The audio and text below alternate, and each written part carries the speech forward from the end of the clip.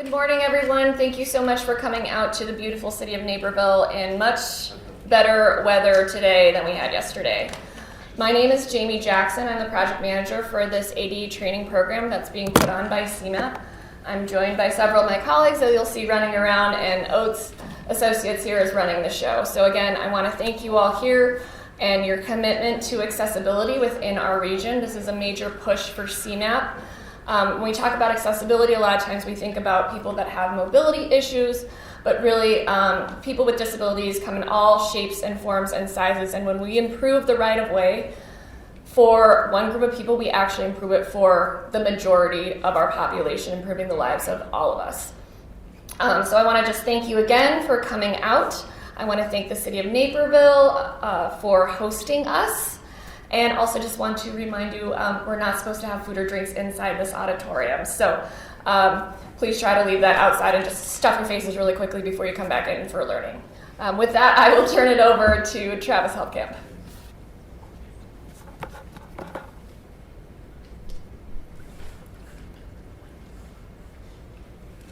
Good morning, everybody. Glad everybody's here. A couple of housekeeping issues. If at any time you need to take a phone call, need to go to the bathroom or whatever, please feel free to. The goal of this is certainly questions. So if you have questions, please ask them at any point. We will take dedicated question spots as we go along. But in general, if you have a thought, please ask it. Also throw in the caveat of, even if you think your question is silly, I guarantee you somebody else is thinking the exact same thing. So please ask any and all questions that you might have. Everybody here is on a different journey when it comes to ADA. Some of us are just getting started. Some of us have been doing it for years. So the goal today is to answer your questions. So if you have questions, please ask those questions. With that quick introduction, my name is Travis Helmkamp. I'm a project manager at Oates Associates. Really, the last 12 years of my life has been ADA transition plans. Communities as small as 5,000 up to 300,000. And really, what we focus on is the ADA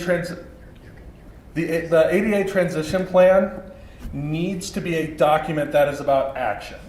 I think a lot of times we think of an ADA transition plan as a government mandate that we have to do, and then we're never going to touch it again. Really what an ADA transition plan is about determining how we're going to make lives better for people in our community.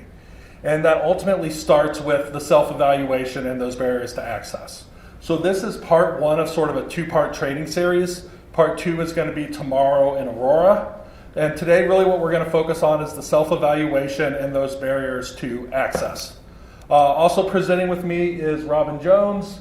She is the director of the Great Lakes ADA Center based out of UIC. I will say if you guys ever have any questions about ADA, Great Lakes ADA Center is the phone call for you guys to make. They have a free technical assistance line in which they can offer you assistance, they can offer you help.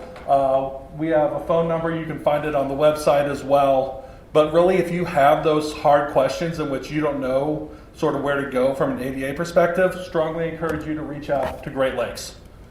Our goals for today, ultimately you can't do a self-evaluation unless you know what those appropriate design standards are.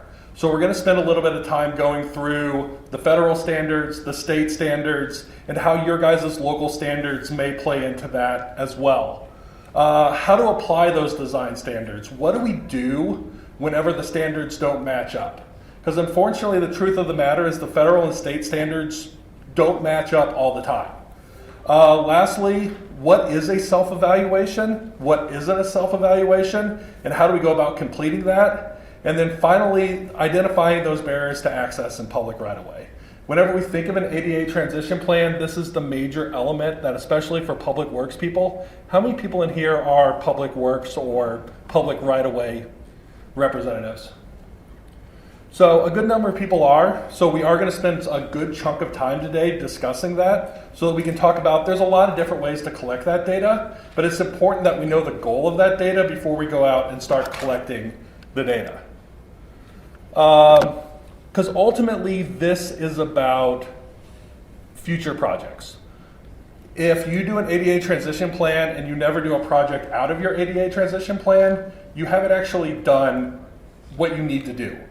The goal is not to get the plan. The goal is to use the plan to make lives better. We are going to spend a little bit of time on community engagement. I will say if you're interested in community engagement, we're going to spend a whole chunk of time tomorrow diving into the various world of community engagement and the disability community.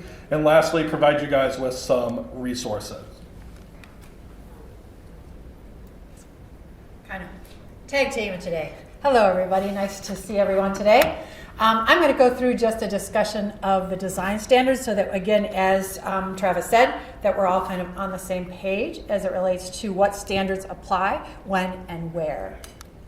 So we start, obviously, with the federal standards and guidelines with the Americans with Disabilities Act. Of course, that's the attention that we give, even though we've had obligations way before 1990 when the ADA was passed. All of us, if we're part of local municipalities and such, have had obligations under Section 504 of the Rehabilitation Act since it was passed and put into play in 1978. But unfortunately, probably not as much attention and as much community engagement, et cetera, has occurred around Section 504. And so a lot of projects, a lot of activities and things have occurred over the years between 78 and when the ADA was passed that were not in compliance. Even though that they should have been. Nobody was minding the shop, kind of a thing, and not as much technical assistance was available, just as not the disability community wasn't as active around 504, etc. So this was a lot happening. But then here comes the ADA, and as it passed in 1990, and whoa, that's a wake-up call. Suddenly, it's like, whoa, we have all these obligations. You've had those obligations. This is just reinforcing because now it's not tied to federal dollars, because Section 504 was tied to federal dollars. It was the carrot and the stick. You want our federal dollars, you would agree to do something. You don't want our federal dollars, you don't have an obligation, okay? And with Section 504, it was any dollars, not just the dollars that went to roads, not just the dollars that went to your human services or whatever. It was just the fact that you received or took federal dollars covered and encompassed everything about what your entities did. But then now we have the ADA. It's passed in 1990. We have the ADA anniversary coming in July this year. We have 33 years since the passage of the ADA. So what happens after a law is passed? Because I always say the law is just the piece of paper. Now you have to promulgate the rules. You have to say, okay, how do you do it? What do you have to do? And so about a year, it's not working. Yeah, let's switch you over to this one. Sorry, we're trying to be remote too today, so got a couple of mics going on. All right. So then you got to know what you do. So they promulgated the ADA standards for accessibility, and it took the ADA was signed in July of 1990, and then it took about a year for those regulations to come out in 1991. Those regulations then became now what one had to follow, and they had different time frames within them in regards to when they would kick in. So what the ADA standards, the 1991, which was often referred to as ADAG, people often hear ADAG, which was at that time the Americans with Disabilities Accessibility Guidelines. That's what was released in 1991. It set the scoping and the technical requirements for all entities that were covered under the ADA. Our slide specifically says Title II, but it also encompassed the requirements for Title III. Title II being state and local government, Title III being places of public accommodation. And there's 12 categories of public accommodations that have responsibilities, including commercial facilities, etc. But for our purposes, we're focused on Title II of the ADA.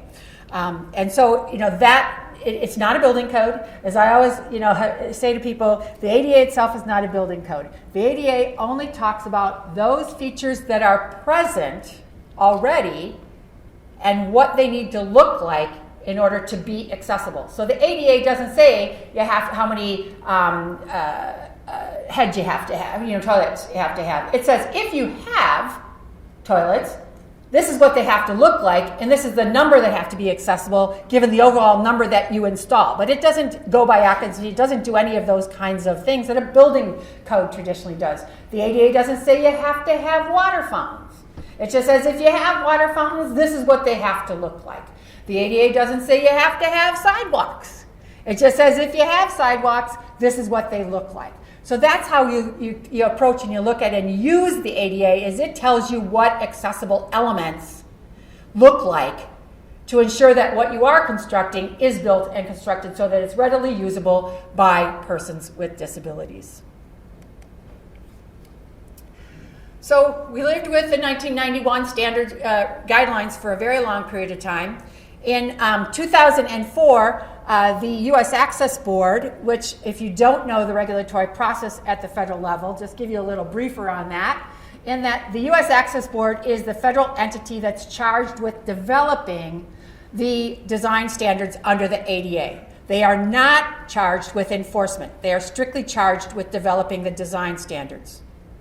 The U.S. Department of Justice is the entity under the federal government that is given responsibility for enforcement. They are the court of the federal government, basically. And so they have the responsibility, the disability rights section within the U.S. Department of Justice, for the enforcement of the ADA and the application of the ADA. So in 2004, when the U.S. Access Board modified or redid the 1991 ADA accessibility guidelines, they were not enforceable until the Department of Justice incorporated them into the ADA as enforceable. And that did not happen until 2010.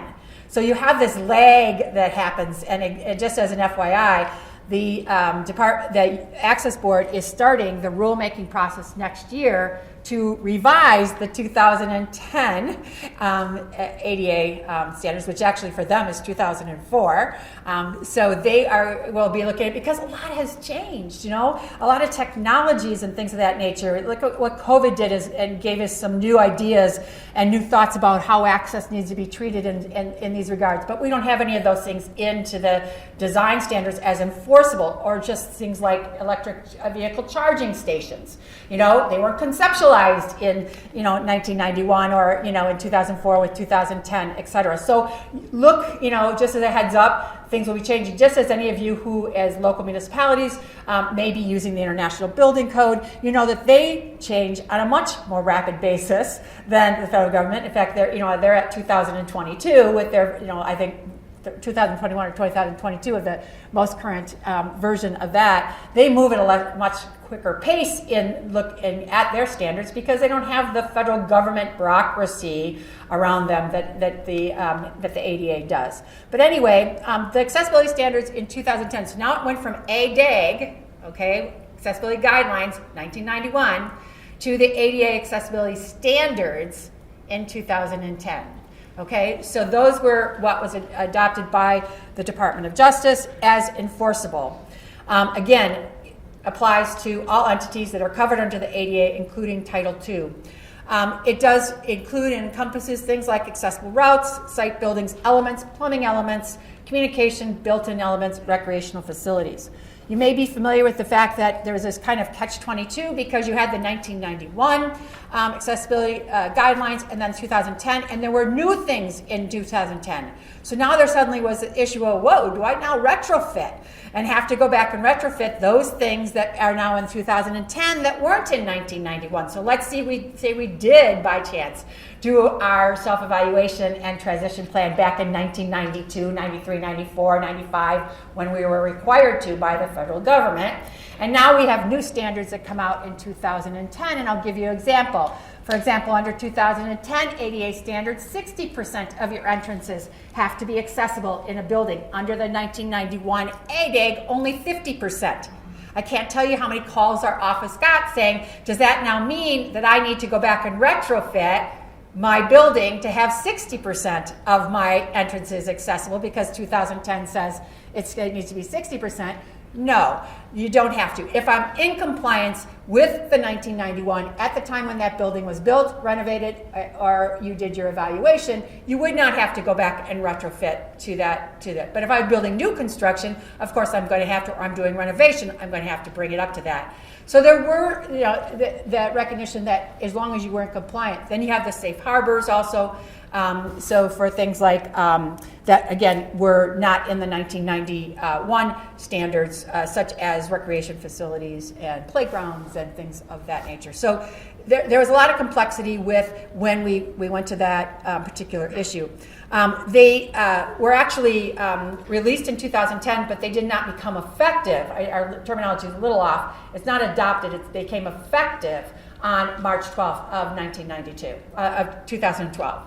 Okay, so they were actually released in 2010. They became effective with construction in 2012. So anything newly constructed or renovated after that date had to be now in compliance with the 2012 ADA standards. Now, what didn't happen, even though back in that 2004 that I was talking about with the Access Board, what the U.S. Access Board has been working on public rights of way issues for years. They have had guidelines out there. They've had them out for multiple public comments, etc., dating all the way back to that 2004 period, and some changes that they made a little bit after that as well. They have not yet been adopted by the Department of Justice as an enforceable standard. However, the Department of Justice makes it clear that because that guideline is there and that information is there, just as any time you look at something that is covered as a program or service, you look to what is the best practice, what is the best guidance available in order to be able to comply. And what you have there is the fact that the U.S. Department of Transportation has recognized them as best practice. They have adopted them in regards to internally for their own use, and they are applying them to projects that are funded by the federal government through the U.S. Department of Transportation. So even while they are not yet in the enforceable standards, the 2010 standards or later version, they are still considered to be the guideline that entities should be following. Now we have a webinar series, some of you may participate in that, called Accessibility Online with the U.S. Department with the U.S. Access Board. It's a monthly series that we review different technical elements under the 2010 ADA standards. We just held a Q&A, open Q&A last week on Thursday, and one of the questions that came up repeatedly during that open Q&A is, what's the status of PROWAG? What's the status of PROWAG? Where is it at? And what they indicated was that the Access Board took their final vote on PROWAG at their last board meeting. They meet on a monthly basis, on the last board meeting, and have sent it forward to the Office of Management and Budget. That is the next step to rulemaking under the federal process. So they have sent it to the Office of Management and Budget for review. There is no prescribed time frame of which the Office of Management and Budget has to complete their process. And this is where they review it for cost effectiveness and all of those kinds of things. However, once they do that, once they finalize and it comes back to the U.S. Access Board, that's when the U.S. Access Board will turn it over to the Department of Justice. And at that point is when the Department of Justice will begin their rulemaking to incorporate it into the ADA as an enforceable standard. We don't know what that time frame is going to be. That will all be driven by how long it takes with the Office of Management and Budget. But it is somewhat irrelevant. It's something that's important to understand because, of course, once something's enforceable by the Department of Justice, it takes on a different context. But understand right now that the Department of Justice is referring in all of their reviews when they're doing any kind of settlement agreements or anything of that nature, including, you may be familiar with the fact that the City of Chicago just last Friday had a judge ruling that they lost in the case of audible pedestrian signals, and the Department of Justice used PROWAG as the impetus and the requirement for that. That wasn't the absence of a standard or anything, or guidelines in regards to being available. That the pedestrian signals are covered by the ADA as a program and service of local government, and that they should have done it. So now the City of Chicago is on the U.S. Department of Justice's timeline for when they will retrofit all of their audible signals in Chicago. No municipality wants that. You don't want to be on somebody else's schedule and have them determine how your tax dollars and what you're going to do and when you're going to do it. You'd rather design it on your own, to have a plan in place, etc. Because if the City of Chicago had a plan in place and showed good faith effort, they may have had a very different outcome with what happened in that court decision. So just be aware of that this is a really critical issue to look at, and just because they're proposed They are what you should be using. And again, as I said, Department of Transportation at the U.S. level is definitely using those as for enforcement in regards to how they're doling out their funds and their expectations. In addition, because of that, also IDOT, Illinois Department of Transportation is doing the same. They are using those guidelines as the standard for, and in fact, if you look at their design guide, it mirrors PROWAG at this point. So you need to pay attention to that and understand that as well. The manual for uniform traffic control devices is from the Federal Highway Administration is what we look at, and that's where the U.S. Access Board did not create their own standards out of the blue or the guidelines out of the blue. This is where it comes from. This is not uncommon for the Access Board to refer to other standards that are already out there instead of creating their own, such as they do for fire and other kinds of things as well.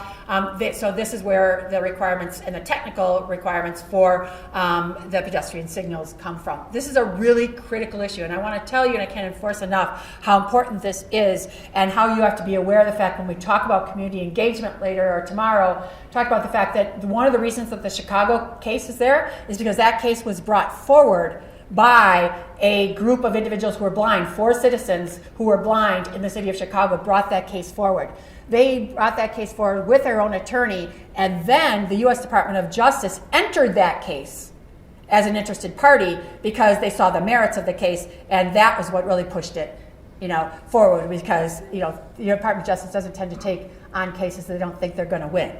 And so, but it was originally a private right of action before the Department of Justice got involved in it. So be aware, the disability community is demanding this. They're saying that this has gone 33 years without. It's a safety issue. I can't travel the same as everybody else. I don't have the same options as everybody else has. So it needs to be paid attention to. So just understand the importance of this particular issue. And then we get to our own back door or front door, whichever, and that's the Illinois Accessibility Code.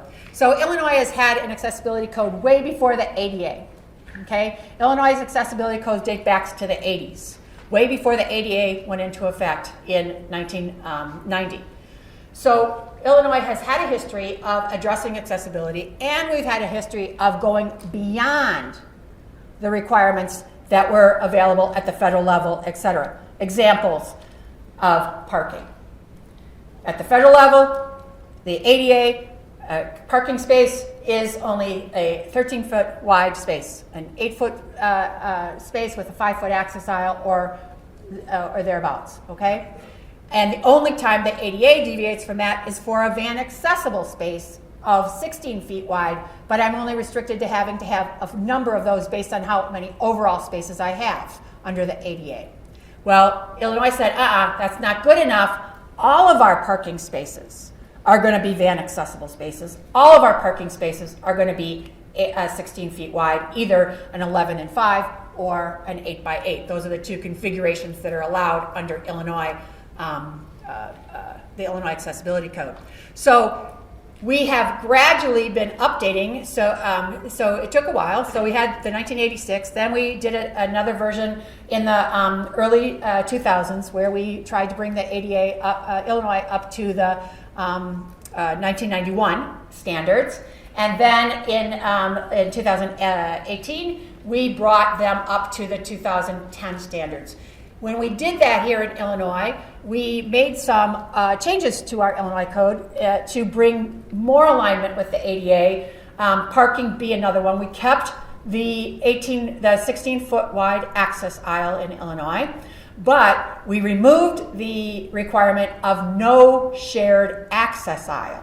So previously, Illinois you could not share an access aisle between 2 parking spaces. So each accessible space had to have its own access aisle.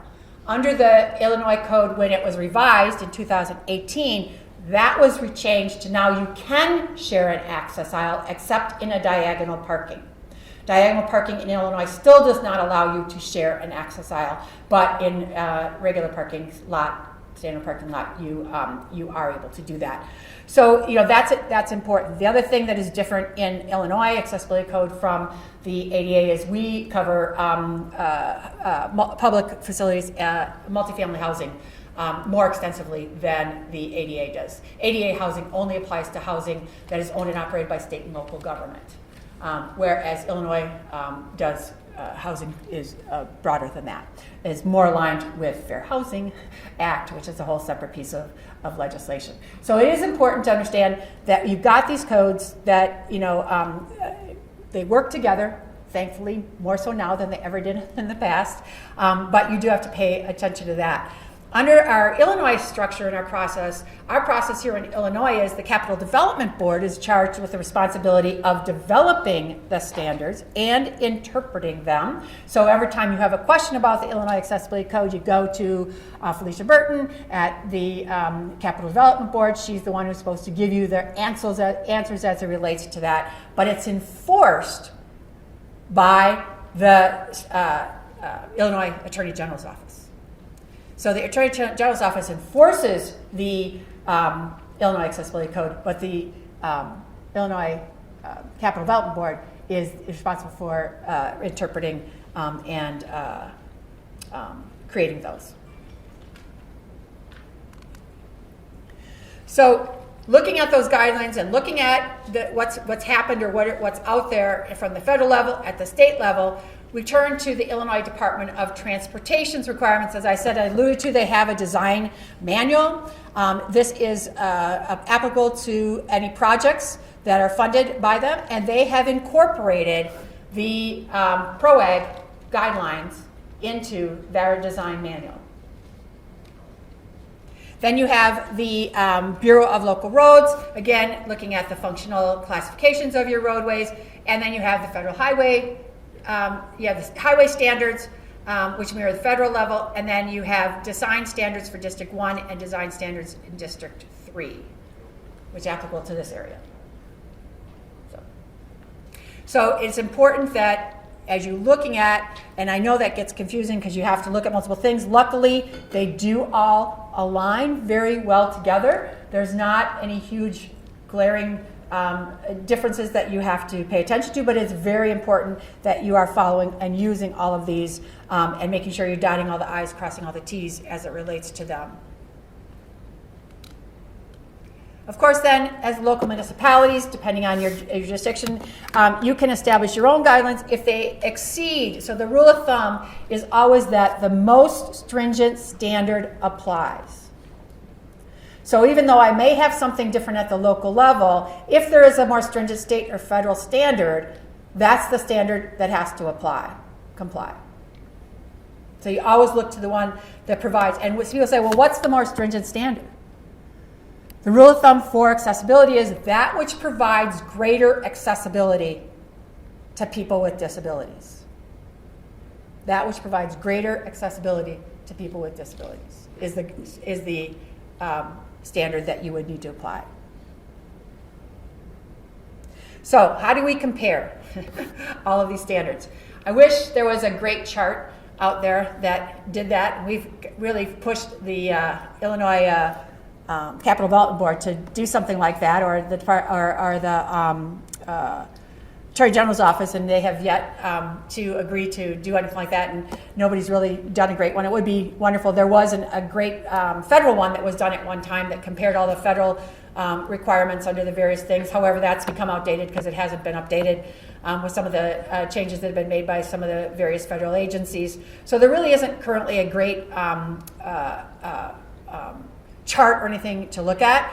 But again, going back to the fact that you have this obligation, you have this responsibility to comply across the board with each and every one of them. And the idea is that you'll always go back to, and I always recommend entities go back to, where is the origin of those?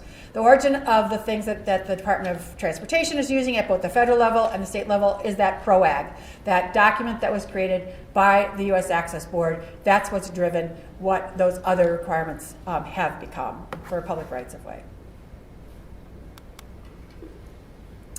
So now we're going to talk about applying the appropriate design standard. So again, any questions before I go forward about any of the standards, et cetera? All right. Yeah, go ahead. METCD, I know that the newer edition was going to come out, but then it got pulled back. And do you know, are there any big updates that people are proposing for the METCD? Not that I'm aware of. Do you aware? I'm not aware of it. Yeah. Oh, I'm sorry. The question was whether or not there that there are some delays in the MATCD. I never get that acronym right. Say it again. It's MUTCD. I never get it right.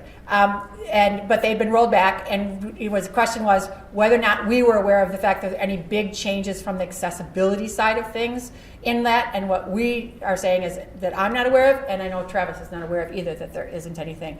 I do know that at the federal, not the federal level, but at the ANSI level, there's quite a bit of stuff going on there in regards to design standards. And as we know, ANSI tends to be then what is adopted by International Building Code and other areas and stuff of that nature. And they are 11117 is got some major updates that are coming in the next year or so to be watching for, that I'm aware of, that have major changes.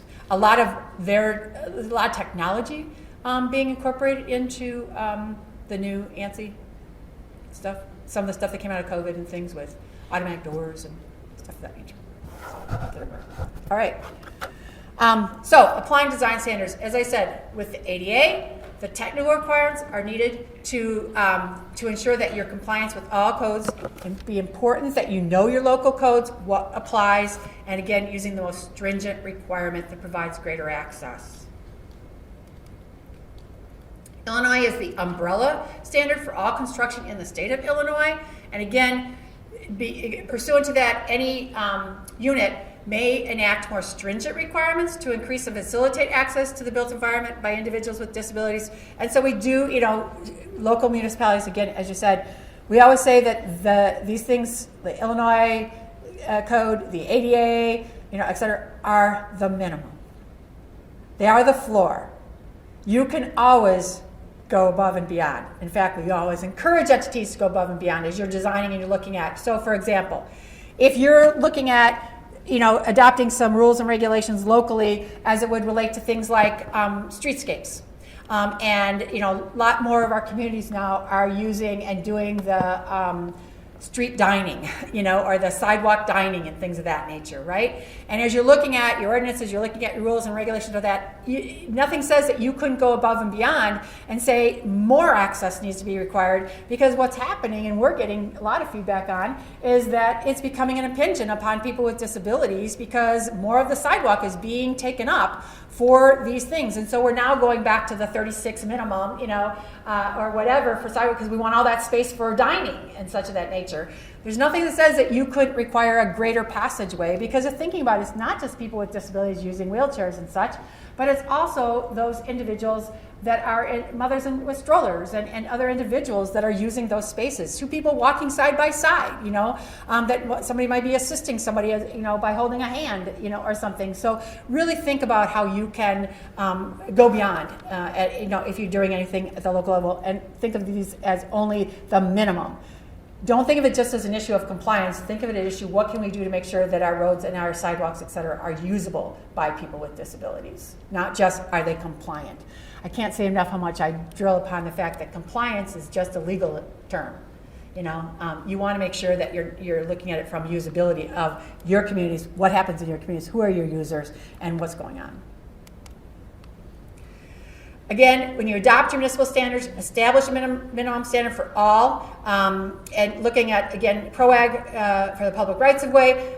I really encourage, I met recently with a group that is with the Mayor's Caucus that is looking at electric vehicle charging stations issue as more and more money is coming down from the federal government for this, but also just as you're having more demands in your community from people who are purchasing and buying electric vehicles and are wanting charging stations out there. Currently, if you were to look at it, the ADA does not have them in there.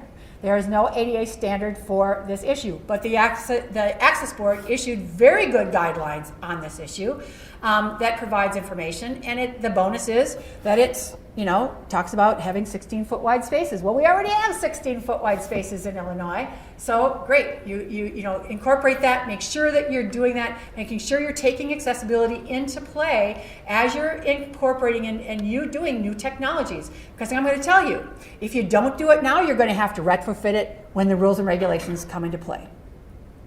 Because if it's something that you are engaged in and you're involved in and it's not accessible to citizens with disabilities, I'm going to tell you, there are conversations going on within the Capital Development Board and at the Attorney General's office level as to what kind of statement and guidance and how they're pursuing. They currently have 2 complaints at the Attorney General's office right now on this particular issue, and they're developing how they're going to respond and how they're going to be approaching those 2 complaints in regards to this issue, and it will set precedents moving forward as to how this happens. So either are things that you're doing as part of your streetscape, as part of your parking lots, or whatever it is, please make sure that you're incorporating this. This is just an example, all right?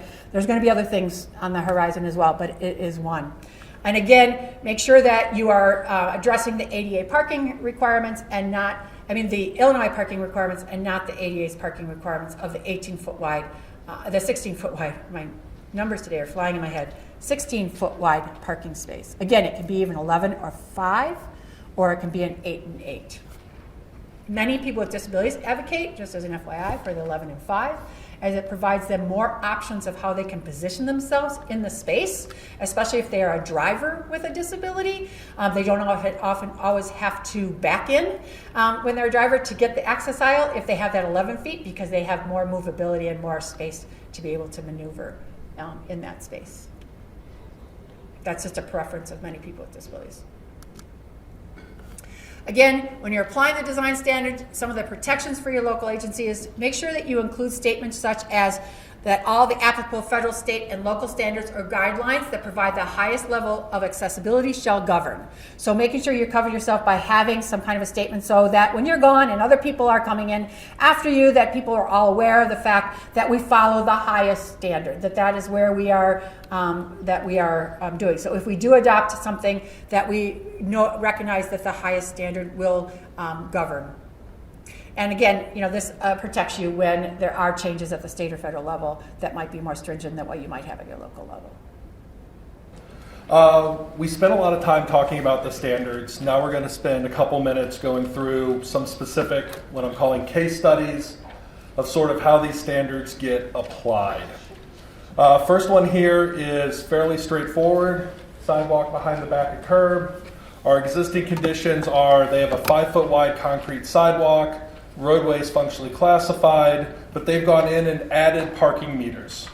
So they've added parking meters as part of, I'm assuming, a project that was done by somebody possibly outside of Public Works, and what that's done is limit that standard to less than 4 feet. PROWAG, pedestrian access route, has that 4-foot minimum. As Robin talked with the outdoor dining, really where the PROWAG is they want that 4-foot minimum for the whole way. So they took out that exception for that 36-inch clear space that you could have for a little bit that's in the ADAG. So that's one of the big differences between the PROWAG and the ADAG is that you no longer get that spot exemption in which you can go down to 36 inches wide. IDOT standards, typical section for the sidewalk is 5 foot with a 2 to 3 foot buffer area. They say they want 6 foot wide when there's no buffer. But really the main thing that we're trying to talk about here is this sidewalk's fine. From the pure standards, this is a sidewalk that works. What happened is they chose to put stuff into the sidewalk that makes it not work. So it's not always as easy as I need to build a 6 foot wide sidewalk.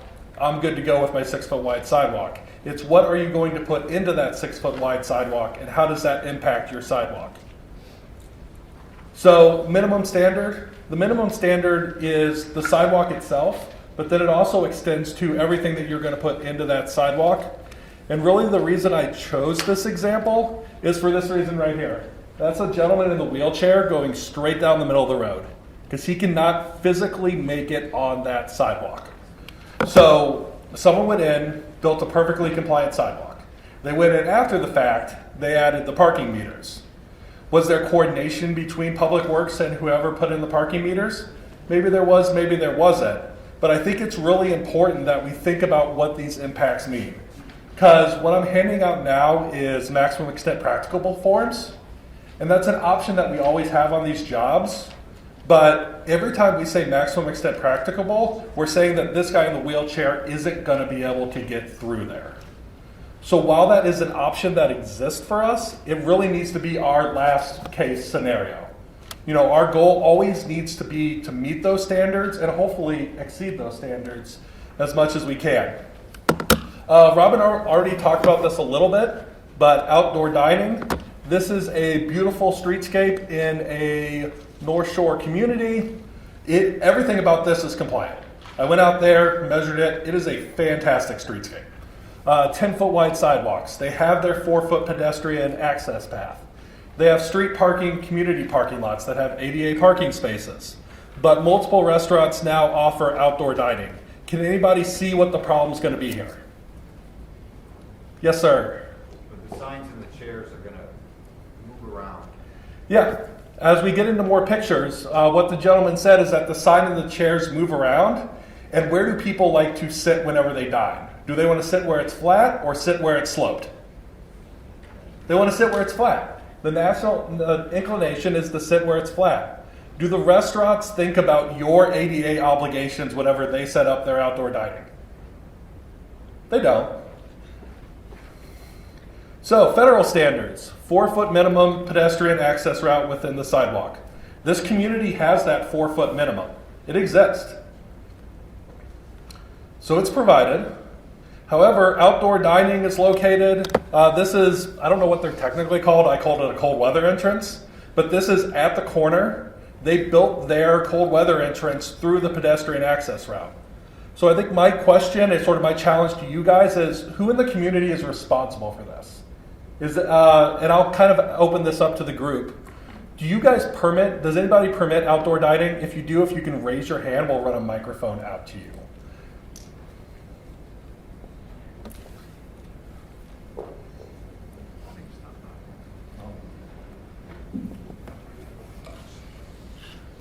Oh, you want to know about it? Yeah, tell me about it. We're newer, but we're with our streetscaping downtown. It's just this situation here. In order to have outdoor dining, restaurants have to come to the village and we have to get a permit. So, being new, I don't know the ins and outs of it, but the discussion of the pedestrian access route is foremost. But the question is exactly on the chairs, how to keep the restaurants, or the patrons you're not going to go and be able to speak with every patron, from moving chairs. So there's even talk about tape lines, but that's going to not look great on a new streetscape. So I'd be curious if folks have, my old community, we did commission some very expensive railings, but in some tight locations you can't even fit those. So I don't think we've settled on a solution yet in the tight areas where we are allowing one row of dining next to the PAR. So if anyone has ideas on that, I'd be curious. Does anybody else do any form of zoning or permitting for their outdoor? We got a person right over here.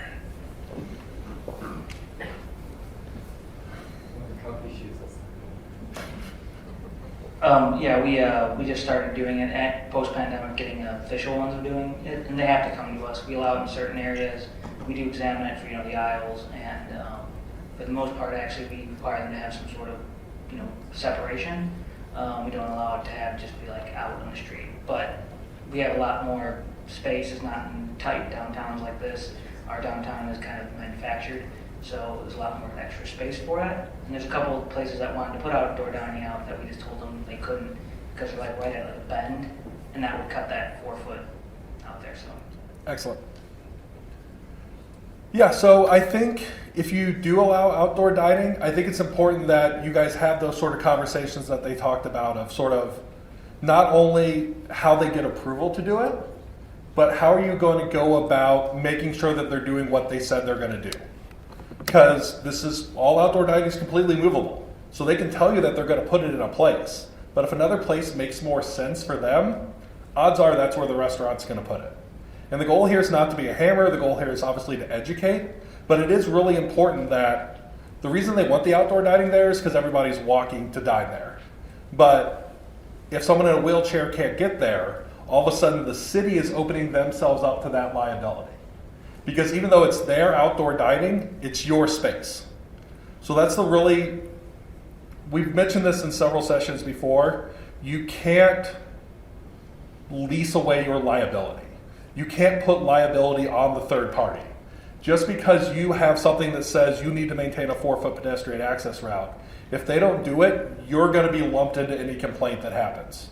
You can say, well, I told this person that they need to do this right. But when it comes lawsuit time, and Robin, if I'm misspeaking, please correct me, the city's going to get looped into that lawsuit because it's your sidewalk. So even though somebody's doing something on your sidewalk, at the end of the day, it's still your sidewalk. And that really goes for everything that we talk about here. If you have 50-50 programs, things of that nature, that's also that same idea in which, yes, the resident's responsible for maintaining it, but at the end of the day, it's your sidewalk. Detectable warning panels. This is a Naperville specific example. So PROWAG provides minimum requirements, but it doesn't actually provide manufacturers. Just gives these generic bubbles have to be so far apart, so high, etc. City of Naperville, they have standard details in which they say who are the approved manufacturers. So I'll ask the question, is that allowed under the ADA? Does anybody have any thoughts? I know that many times on our design plans we'll specify a particular manufacturer, and then the one that ends up being installed in the field is not that model, not that manufacturer, but is still a comparable tile that is still within compliance. So we just let it go. And as long as it meets ADA, that's really all that matters. Is you can list manufacturers as long as you have done your homework to make sure that they are appropriate manufacturers. You can switch who's providing those detectable warning panels as long as what they're providing is appropriate. So is it acceptable? You can add whatever additional standards you want to add as long as it doesn't limit that accessibility. So I think, a lot of times it's because you want a consistent look throughout your community. That's fine. There's nothing wrong with that. Just make sure that as you add those standards, that you're looking back at the state and federal standards to make sure that you are exceeding. Because if you're not exceeding, that's when you're going to start getting yourself in trouble. Last here, operating forces for exterior doors. These are the 2010 ADA standards. Interior doors and gates have an allowable operating force of under 5 pounds. There is no reference to exterior doors in the 2010 ADA standards. There is an exemption somewhere that I don't think I copied into here. But yeah, basically there's nothing related to exterior doors. Does anybody know what the door opening weight is for the Illinois Accessibility Code? 6 pounds. 6 pounds. So it is 5 pounds for interior doors, but per the Illinois Accessibility Code, exterior hinge doors and gates is 8.5 pounds. So the really good thing the Illinois Accessibility Code did is if you look at that, you can see how it's in italics. Anywhere that they're doing something that's unique, they put it in italics for you. So it really has, so they don't have that fancy chart that helps you see everything. But as you read through this, if you see something in italics, know that there's something different going on. So for exterior doors in Illinois, 8.5 pounds opening force. I can tell you that with wind, 8.5 pound doors stay open, which is why we end up with so many automatic opening doors in Illinois. Is because, and that's not a federal standard, that's a state standard. So in this case, the city's obligations are that you have to follow that state standard because it's the more stringent requirement. Obviously, a 12-pound door is harder to open than an 8.5-pound door. So in this case, since the state is providing a more accessible exterior door, you have to follow the state standard. And this is really sort of what we talk about here is so many times we look at the federal standards and we say, I'm meeting the federal standards. But it's really important to take that time to look at the state standards because whenever the Attorney General shows up, they're not going to accept an answer of, I looked at the federal standards. They're going to say, but I'm here to talk about our standards. Maximum extent practicable. This is always a big question that comes up. I just can't physically make this compliant. For whatever reason, it just doesn't work. So in that case, you guys were handed 2 sheets. One of them is during design. The second sheet is for post-construction. These are modified versions of IDOT sheets that they use in their Bureau of Design, in their BDE manual. IDOT specifically has not issued this for local roads, but I coordinated with them and they're fine sort of presenting this as options for the local communities. So this is what they use whenever they come across a situation to document why it can't be made compliant. Because whenever we're out in construction, something can't be made compliant, and whoever's at the city at the time says, this is fine, this is maximum extent practicable. But what happens when they leave? And what happens whenever you get sued 3 years later? Does anybody remember why that was MEP? So of everything that you guys are going to learn today, I would strongly encourage you to use these sheets to document why you can't meet ADA. Because there's going to be times in which you can't. You know, if you got a 4-foot wide sidewalk and you got a 20-foot retaining wall next to it, you can't get a 6-foot wide sidewalk in there. It just can't happen. But you have to document that fact and show we thought about ADA and then we went ahead and made this decision. So on CMAP's website, we're going to have sort of a clearinghouse of everything ADA. So these Word documents are going to be put out on CMAP's website for your guys' use. But it's something that I would strongly encourage you guys to add to your filing system. At the end of your jobs, is somebody going through and doing that ADA inspection to make sure that everything that you guys paid for is compliant? You guys probably have some form of post-construction process. But this is the opportunity to document why you make the decisions that you made about the ADA. So I would really encourage you guys to add this to your process as you go along.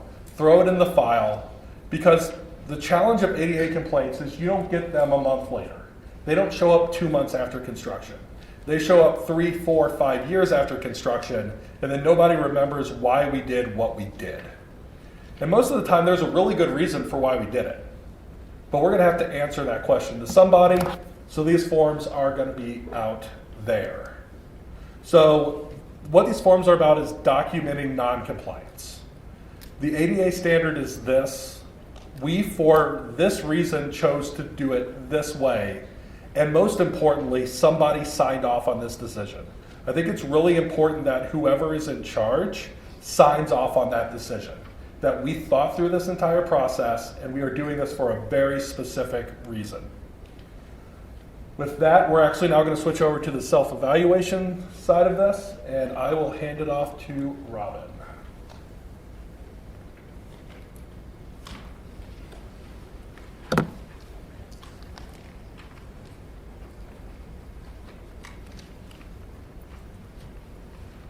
So there's a lot of discussion and a lot of confusion often about what is a self-evaluation, transition plan, whatever requirement that you have. And people throw these terminologies and stuff around, and they come from, if you go back and read the 1991 regulations that were issued for Title II of the ADA, all local government entities, depending on the size, and we'll talk about that, were required to go through these 5 administrative requirements. And one of those administrative requirements was the development of the self-evaluation and the transition plan. So that's kind of where that terminology and stuff come from. But all of those things were to be completed by 1995. Fast forward to 2023, and we still talk about it because many municipalities never did it when they were supposed to do it in the 1990s. Or if they did it, they never implemented the things that they did. They did it as a check the box type of a thing, but never implemented it, etc.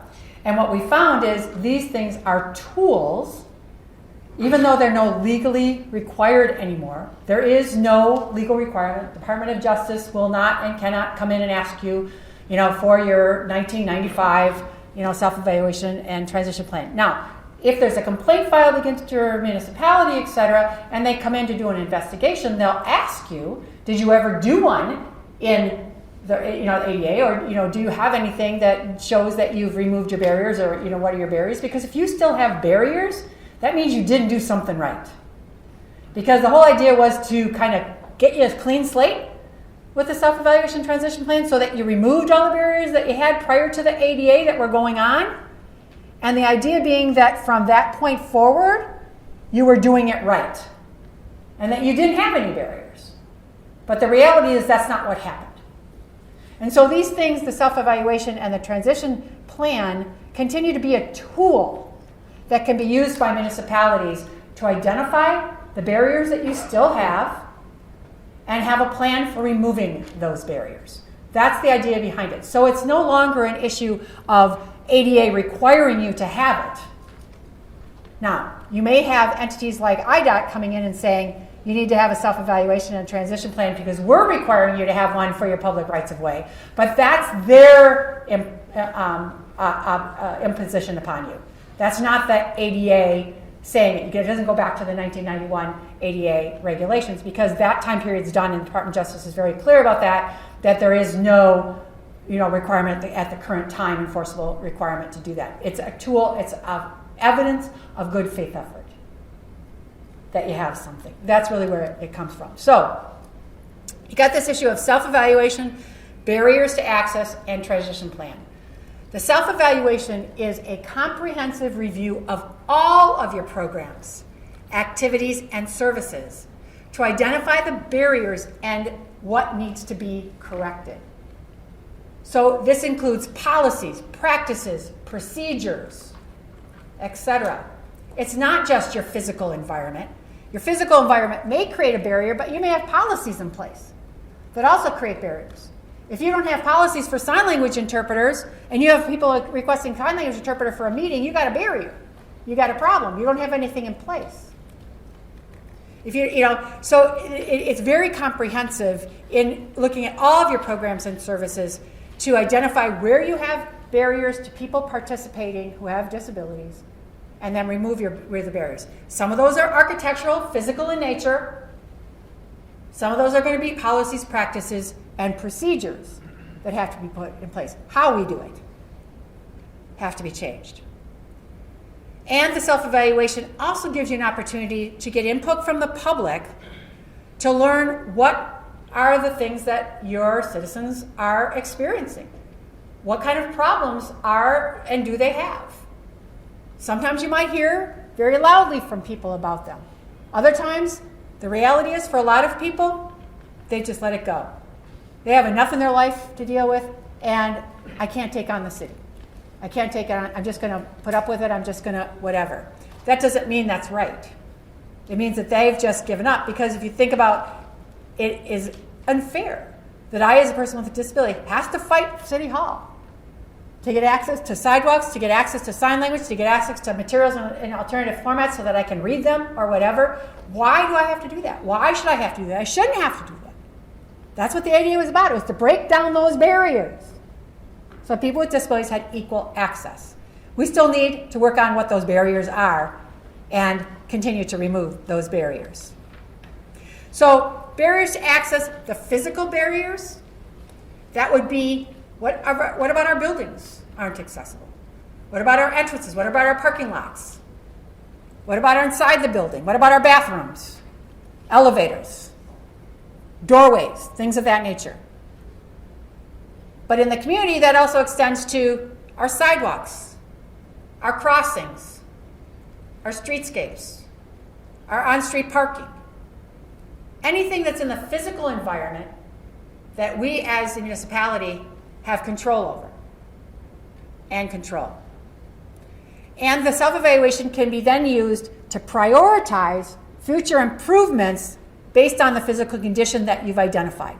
So it helps you identify that as what do we need to remove, but also how do we need to be looking at our future planning at the project that we're going to do on Main Street or the project that we're going to do whatever as an opportunity to remove some of those barriers and make sure that from here on out we don't create new barriers. Like the example you gave of the street with we put the sidewalks in, but then we went along and put the parking meters in after the fact. Now, we're not using a lot of parking meters anymore. Now we're using those things where you gotta have an app and you have to, do that kind of thing instead of the individual parking meter. But I've seen those installed incorrectly. Or the light pole that gets put in. I can't tell you how many light poles I've seen in the middle of, believe it or not, a curb cut. Baffles my mind to this day. The transition plan. So self-evaluation is required for everybody, irregardless of the size of your municipality. Irregardless of the size. The transition plan, which is how are we going to remove those barriers? We're transitioning from inaccessibility to accessibility. What is our plan to remove those barriers? How are we going to do it? Who's going to be responsible for it? What's our time frame? That is your transition plan. And it's required for anyone who has 50 or more employees. Now, I always get the question about, well, how do I and when do I take the count of 50? At any point in 12 months, if you have 50 employees, you're covered. Okay? Because at any point in time, you're going to have the barrier. So don't just say, well, if we do our transition plan during the wintertime when we have fewer staff, then we don't have to do one because we have less than 50. If at any time in that 12 months you have 50, you need and you should. Now again, I go back to what I'm saying, you need and should. That's because legally under the ADA, you were required to do it. I'm saying, yeah, I encourage you to do it because remember, these legal requirements are no longer in place. So don't use that 50 as a marker or a barrier for you because that's gone. If it's going to be a helpful tool to you, do it. It should be a living document, not something that you create, say we've done it, put it in the file cabinet or in the cloud because we don't file anything paper anymore. Put it in the cloud and say we're done. Check. It should be a living document. It's something that you use on an ongoing basis to look at as we have projects that are planned. Hey, can we tick some of these things off? What do we have going? Where do we have some dollars? How are we going to approach this? And we have new barriers that come up. Believe it or not, I can't tell you, and you know it. You build something perfectly new. You thought you did everything was correct or whatever, and you go back and reevaluate it, and oops, we got a problem. Something got missed. We weren't perfect. That happens all the time. Okay, so it is a living, and you would update it on an ongoing basis, adding to it, removing things from it. That's the idea behind it. It gives you a plan and a schedule for your barrier removal so that you can use it for budgeting purposes and other things as well. Also to be able to answer questions from the community that come up about when is this going to be done or what's going to happen. Here's a barrier in my street or whatever. You can look at that and say, hey, that's scheduled for the fall of 2023 or whatever it might be. And it also gives an opportunity for the public to, again, engage in the process with you and help you prioritize what is. We may have one idea about what should be a priority, but the public may have a very different idea for themselves about what is the priority, and you should really give some credence to what the public says because they're the users of that and they're the ones impacted by that barrier. So you may be obsessive compulsive and want to get this done, but this may not be the highest priority. Your citizens might be saying, hey, this is more important to us. We use this more frequently, or it's coming up to summer and we need this done because we use this more in the summer. And we want that, even though you want to do something over here. This transition plan is the focus of the training tomorrow in Module 4.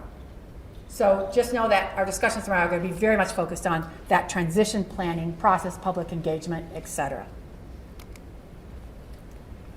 So in completing a self-evaluation, things that you need to include, again, all program services and activities. One of the first places to start is an inventory. What are our programs? What are our services that we offer? And are they all the same? And they rarely are all the same. Even think about just taking a meeting as an example. You have some meetings that are virtual. You have some meetings that are in person. Some meetings that are only in certain wards or areas of your community. Others that are held on specific issues, etc., with certain invited audiences or such. So think about the way you do meetings and how you do meetings. Some have public input, some don't. So some you have to prepare for people to be able to speak from the public. Others maybe just passive participants from the public. What will make a difference? it all makes a difference in regards to how I set it up, or how I set the room up, how I set up for potential accommodations. All of those things all would come into play with that. So think about it and starting out with that inventory. Sidewalks and curb ramps are considered a program, and the courts have clearly said it, and we can talk to you and show you several of lawsuits that have gone through where the courts have clearly said programs in services include your sidewalks and your curb cuts. It's not just your buildings, it's just not the recreation programs that you have or the council meeting or whatever. It includes also your sidewalks and curb cuts and your light and your audible signals and all of those things and your roundabouts and all of those things that go with that.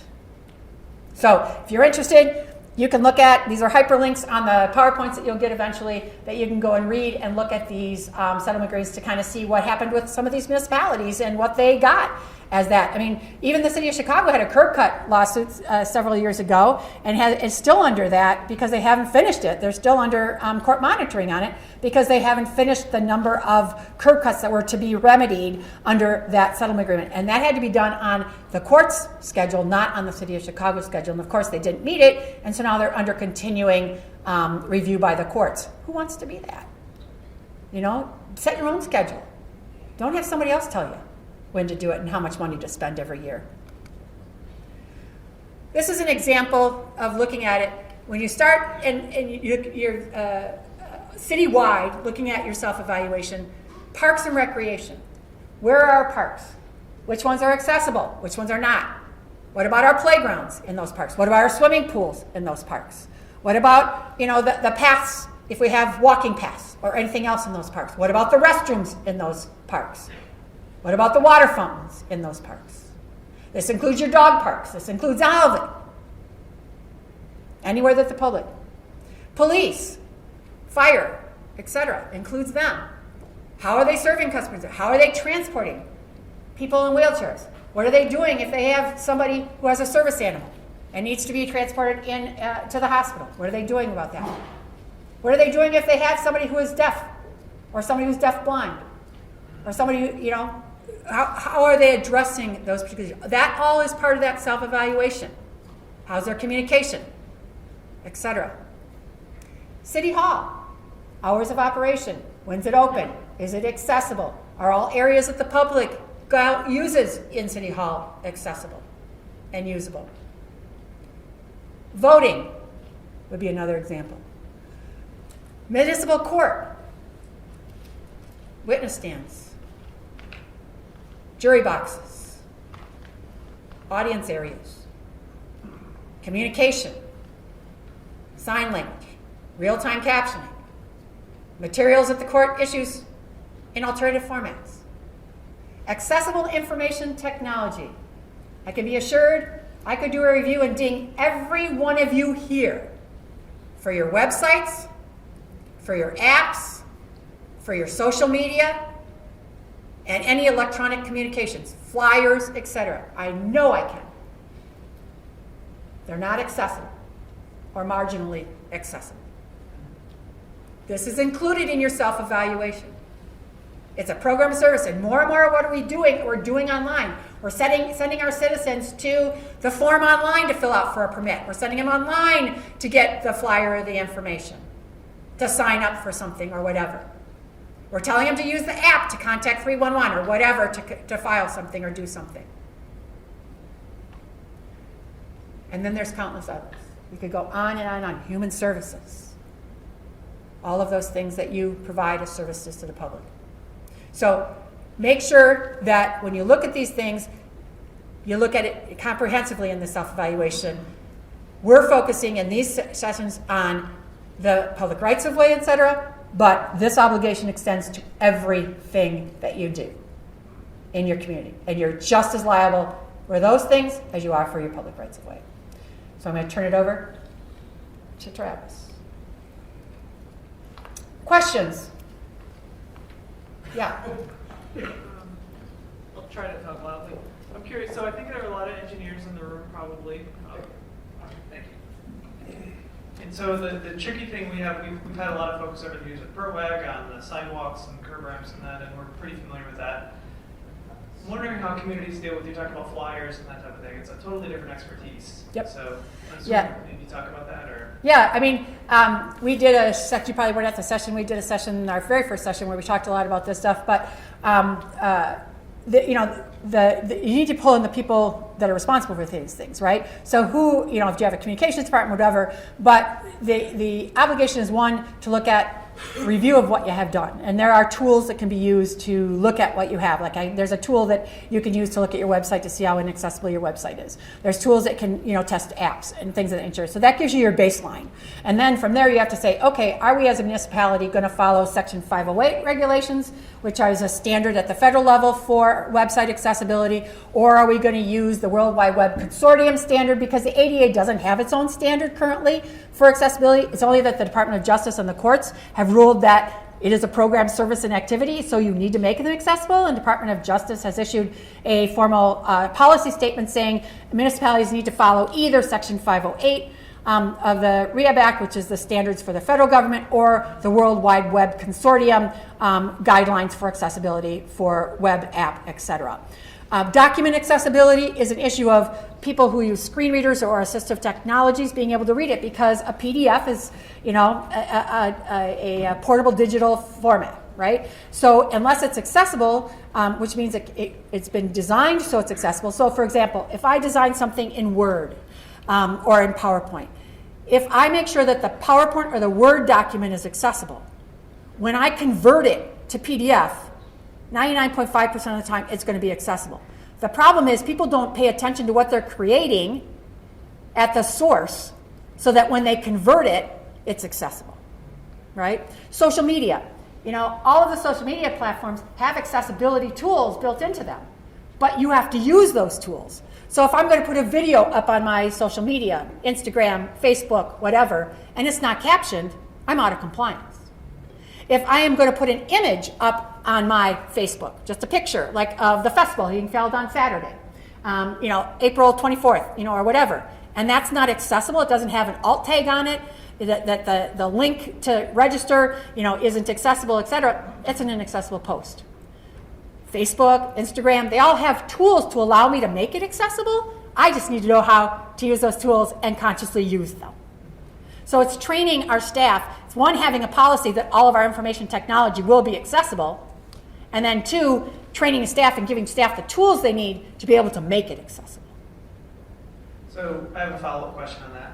Makes my head spin, all this, because it's totally Oh, hard yeah. to me. Are the communications folks, so say we go back to the community where our media folks, are they having similar sessions like this, or have they over the years on ADA, or if we bring this up to them, are they going to be like, oh, Well, no, hopefully they have. If they haven't, then we would strongly encourage them to participate. We try to reach out. We hold sessions on this stuff all the time. We have a whole accessible technology webinar series that just does accessible documents, accessible websites. We give tools. We give, we have all kinds of stuff. It's that they have to, you don't know what you don't know. And so first is making sure that they know that these things have to be accessible, being then held accountable, and then giving them the tools. yeah. And they may, I don't want to say, we just haven't Yeah. had this conversation Yeah. because everything's been focused on And engineering. some do and some don't. There's a lot of people, unfortunately, it's not taught in school. If I'm an IT person, I get very little, if anything, in my IT training on accessibility. It's something that I have to become aware of and teach myself, or, become, self-taught or go to courses for. It's not, we've tried to get it ingrained in curriculums, and we still struggle, we struggle getting ingrained into an architecture curriculum, let alone an IT, just accessibility in general. So, yeah.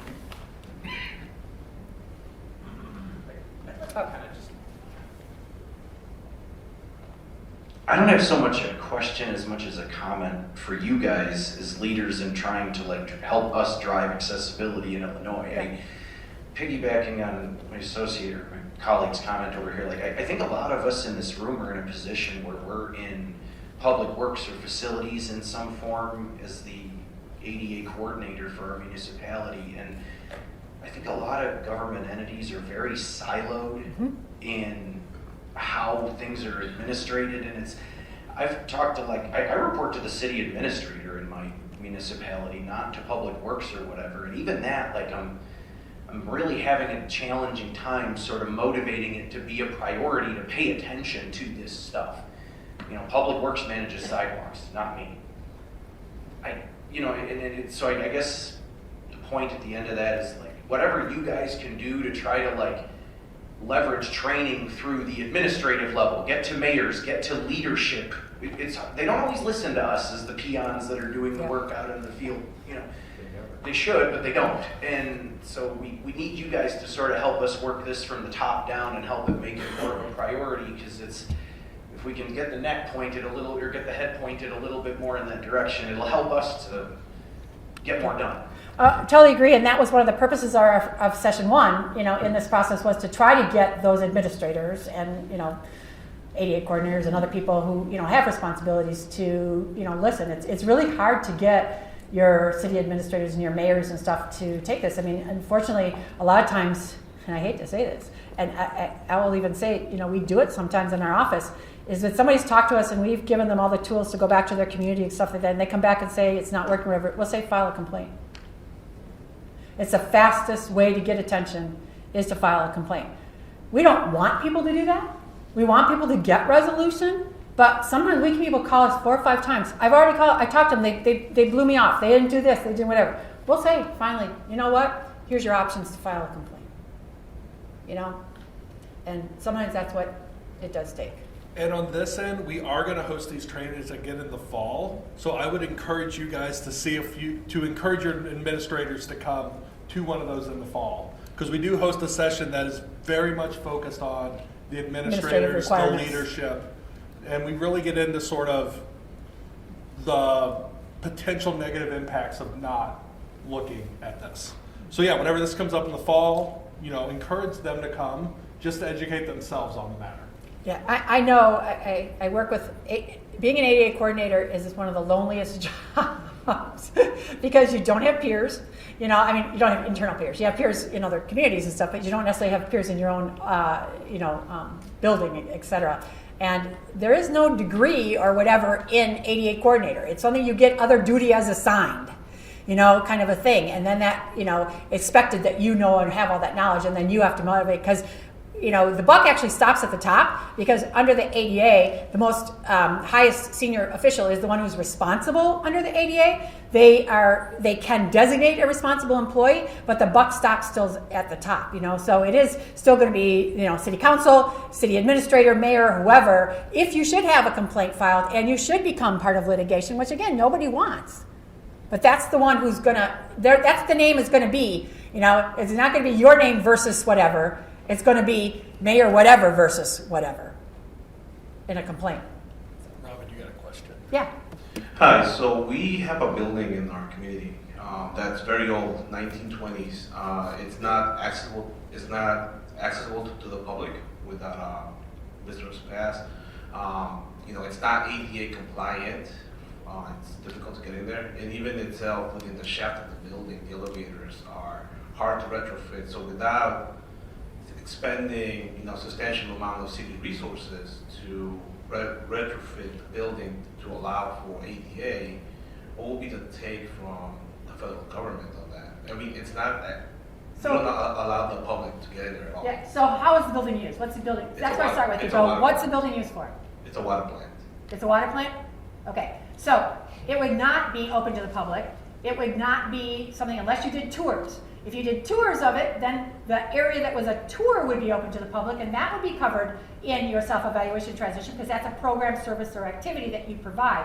But it's solely a maintenance or solely a utility, then it would not be considered to have to go through the self-evaluation transition plan. I would want to evaluate it for how it's used. Is there any public, again, like a tour or anything of that nature? Then your other obligation would always come up in the context of an employee. And that's a whole separate issue of reasonable accommodation as an employee. But if it's not being used for the public, again, any of your buildings, there's going to be buildings. The reality is there are going to be buildings, even those that are used by the public, that may have limited ability to achieve full accessibility in. There are going to be historic structures that, by the nature of their historic preservation or whatever, they may not, you can't destroy certain historic features to make them accessible, etc. But that doesn't exempt me as an entity from having to address something when I look at that. So for example, let's say you have an old house in your community that has been willed to your community by some benefactor, and you have turned it into the something historical society, you know, and it's run by the community, you know, or whatever, by the local government, etc. And it's open for tours. Okay, so, but it's an historic house. It's, you know, it's got historic features in it, et cetera. You know, to be able to make it accessible, you'd have to widen doors and potentially destroy woodwork, destroy a lot of things or whatever. So you have to look at what about that, is there anything that could be made accessible, you know, as far as a path of travel. Maybe I could get people onto the first floor, you know, maybe I could get people up to the porch, you know, or whatever from accessible. I still would look at that, but I can't get them inside, I can't get them to the second floor. But can I provide a video tour? You know, so if you've ever been down to Springfield, Illinois, to Lincoln's Home, now that's a federal, but it's still, I'm going to use it as an example. Lincoln's Home was built, you know, where he lived back in the 18-whatevers, okay? It was built as a home. So you wouldn't put a ramp on the front of it because there wouldn't have been a ramp, and you would destroy the nature of the filigree and all of the stuff that's part of the landscape and part of the porch, you know, design and stuff of that time. So what the federal government did is that you can go around the back, because the back's hardly preserved as much historical, and they actually put a lift in underground. It comes up to ground level, you roll onto it, takes you to porch level. You can get into the first floor through the back door, which they've deemed wasn't historical. You wouldn't destroy anything to widen that door to get you in, but that's as far as you can go. You can go in and see that first floor area and the exhibits in the first floor. They then give you an iPad that has a video tour that's captioned for somebody who's deaf or hard of hearing that takes you through an entire second floor tour and to all other areas on the first floor that you cannot see. That meets their program accessibility requirement under the ADA. That was part of their self-evaluation and transition plan to do that. Okay, so that's a choice or an obligation that you have to be able to look at how can I still, if I do have those kinds of things, what can I do to the maximum available to still create access? It's not the same access, but it's access. So, question back there. I just wanted to confirm both the self-evaluation and the transition plan are not legally required. They're Not under the ADA anymore. Those dates are gone. Okay. They're just highly recommended. So They are a tool to demonstrate good faith effort when you still have barriers that exist. If you don't have any barriers, if you are confident that your community has no barriers, we're going to save you the rest of the morning. Go out the door, you know. But I can guarantee you, I've not been in one yet. I have not even been into some model ones that were built by Disney down in Disney World area in the last 10 years that were perfect. Because stuff happens in that process, right?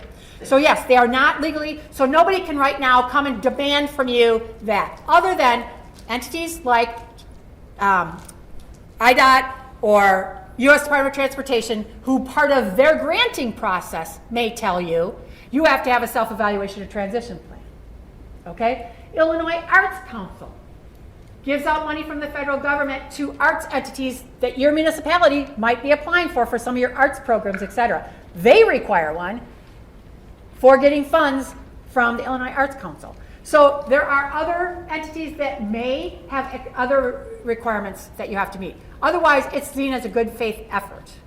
You may be familiar with a program called Project Civic Access, which is a program that the federal government had through 2019. They have not done any recent ones, pandemic, et cetera, but we've been hearing rumors that they're going to reinvigorate that program. Project Civic Access was a program by the federal government where they went out and targeted communities in different areas of the country. We've had 5 in Illinois under Project Civic Access, where they have come in and they do a full review of your community. And one of the first things they do is ask you for your self-evaluation and transition plan. Did you ever do one? You know? And again, they can't legally require one, but it's a good faith effort. And I will tell you, the municipalities I've worked with that have had that happen to them, having something to show that they at least had a good faith effort, fared them way better than those that had nothing. And you can go on Department of Justice ADA.gov website and look at the Project Civic Access agreements, particularly some of them here in Illinois, Decatur, a couple other, Gurney, et cetera, all had them, and see what was required. And it's unbelievably extensive. You know, I mean, they open up every drawer and every closet. You know, you don't want that to happen. So again, think of it as a tool, not as a legal requirement. Think of it as a tool to help us remove barriers in our community. That could help us in a legal situation too. Your lawyers will like that. Yeah. Yeah, speaking of tools, are there tools, checklists, consultants available that can assist municipalities in doing these self-evaluations and the transition plans? So there are a bunch of tools. We have a resource list that we have put together for you that identifies a lot of the online tools that are available, checklist forms and things of that nature that have been developed. As far as consultants, there's a ton of them out there. There's a ton of firms that market and will do, and there are different pros and cons to that. Having somebody else come in and do it for you. Oftentimes that's an external person not familiar with your community, et cetera, coming in. They do that. They walk away and leave you with, with something that you still have to implement. So depending, sometimes we've talked to communities that found that not very helpful because they ended up walking away and having something, but they weren't engaged in the process as much. And so didn't have a lot of ownership in it, I guess I want to say.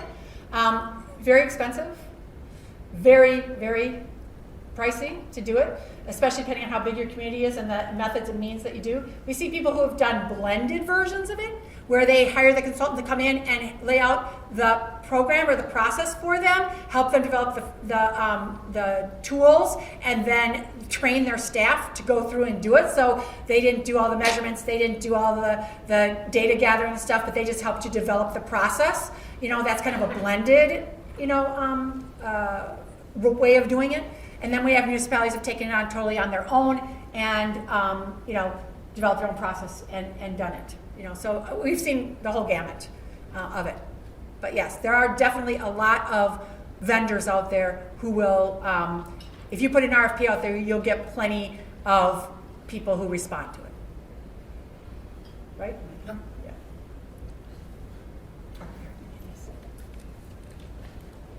So I think one of the reasons that we wanted to hit on the citywide first is one thing that we see a fair amount is that someone from Public Works gets named the ADA coordinator. And if that happens and there's a complaint against, say, the police department, they're still going to come to you. So it's really important that if you are the ADA coordinator for your community, that you understand the scope of commitment that you're making whenever you become the ADA coordinator. Even though you are responsible for Public Works and you became the ADA coordinator to manage the public right-of-way, at the end of the day, Parks still goes through you. Police still goes through you. Everything in the city, from the legal perspective, they're going to come ask you what's going on. And then at that point, you're going to say, well, you need to go talk to Public Works, which is fine. But it's important that you understand that your obligation extends just beyond the Department of Public Works. For the Department of Works specifically, a couple good examples of sort of what needs to be in your self-evaluation is if you have a curb ramp replacement program, are you replacing those with compliant ramps? Permits, whenever work is done on your public right-of-way, how are you ensuring that that work is ADA compliant? Whether that's work that's being done by your crews or whether that's work that's being done by a third party or a developer or anything else. Do you have a process for making sure that that work is compliant before you take it over? Because at some point it's going to come back into your system. And at that point you are responsible for whatever work they did. Post-construction inspection, I think this is really critical. So, because what we don't want to do is add non-compliant ramps and sidewalks to our system. We have enough other things to worry about with the old system. We need to make sure that what we're bringing on is compliant. Tree removal. A lot of times that could fall into a separate department. But if someone takes out a tree in your public right-of-way, how are they fixing the sidewalk that they're probably going to have to rip up to take that tree out? So they took a tree out, and what we'll see a lot is they'll go in and take the tree out and then put asphalt or something behind the tree. That's not compliant. And even though that's not your department, that's still your right-of-way. New subdivisions. Is the work being done properly in the future? Really, the self-evaluation is not only about what happened in the past, but also that systems are in place for what the future looks like. Utility work. Everybody's got utilities doing work in their right of way every single day. And if you're from a utility, I apologize, but in general, it's not always the world's greatest work. So, is that work going back as quality, and is that work going back compliant? Because they're going to go away, they're going to leave, and at the end of the day, you still own it. Lastly, the 50/50 sidewalk program. I know a lot of communities have this, but how are those decisions made? How does that work into your ADA transition plan? The money that you're spending on that 50/50 sidewalk program, is that really advancing accessibility in your community? It can, but it's important to look at how that works. Lastly, just big picture Department of Public Works. This also extends to your buildings, your parking lots, your internal sidewalks. I'm not going to talk about employment because I am not an expert in the world of employment, but employment also falls underneath this. And lastly, that accessible information technology, your website, your online portals. Robin already talked about that a lot, but if you guys host meetings for your public works projects, who's making sure that you're hosting those meetings in an accessible space? If Public Works is the person who's planning that meeting, you're under the obligation to make sure that you're hosting it somewhere accessible. And I know a lot of times we like to get out and host those meetings in the community. We like, maybe we host it at a school or at a church that's over by the project. Are we going there before the meeting and making sure that it's an accessible site? Because that's a potential complaint that could come back against us.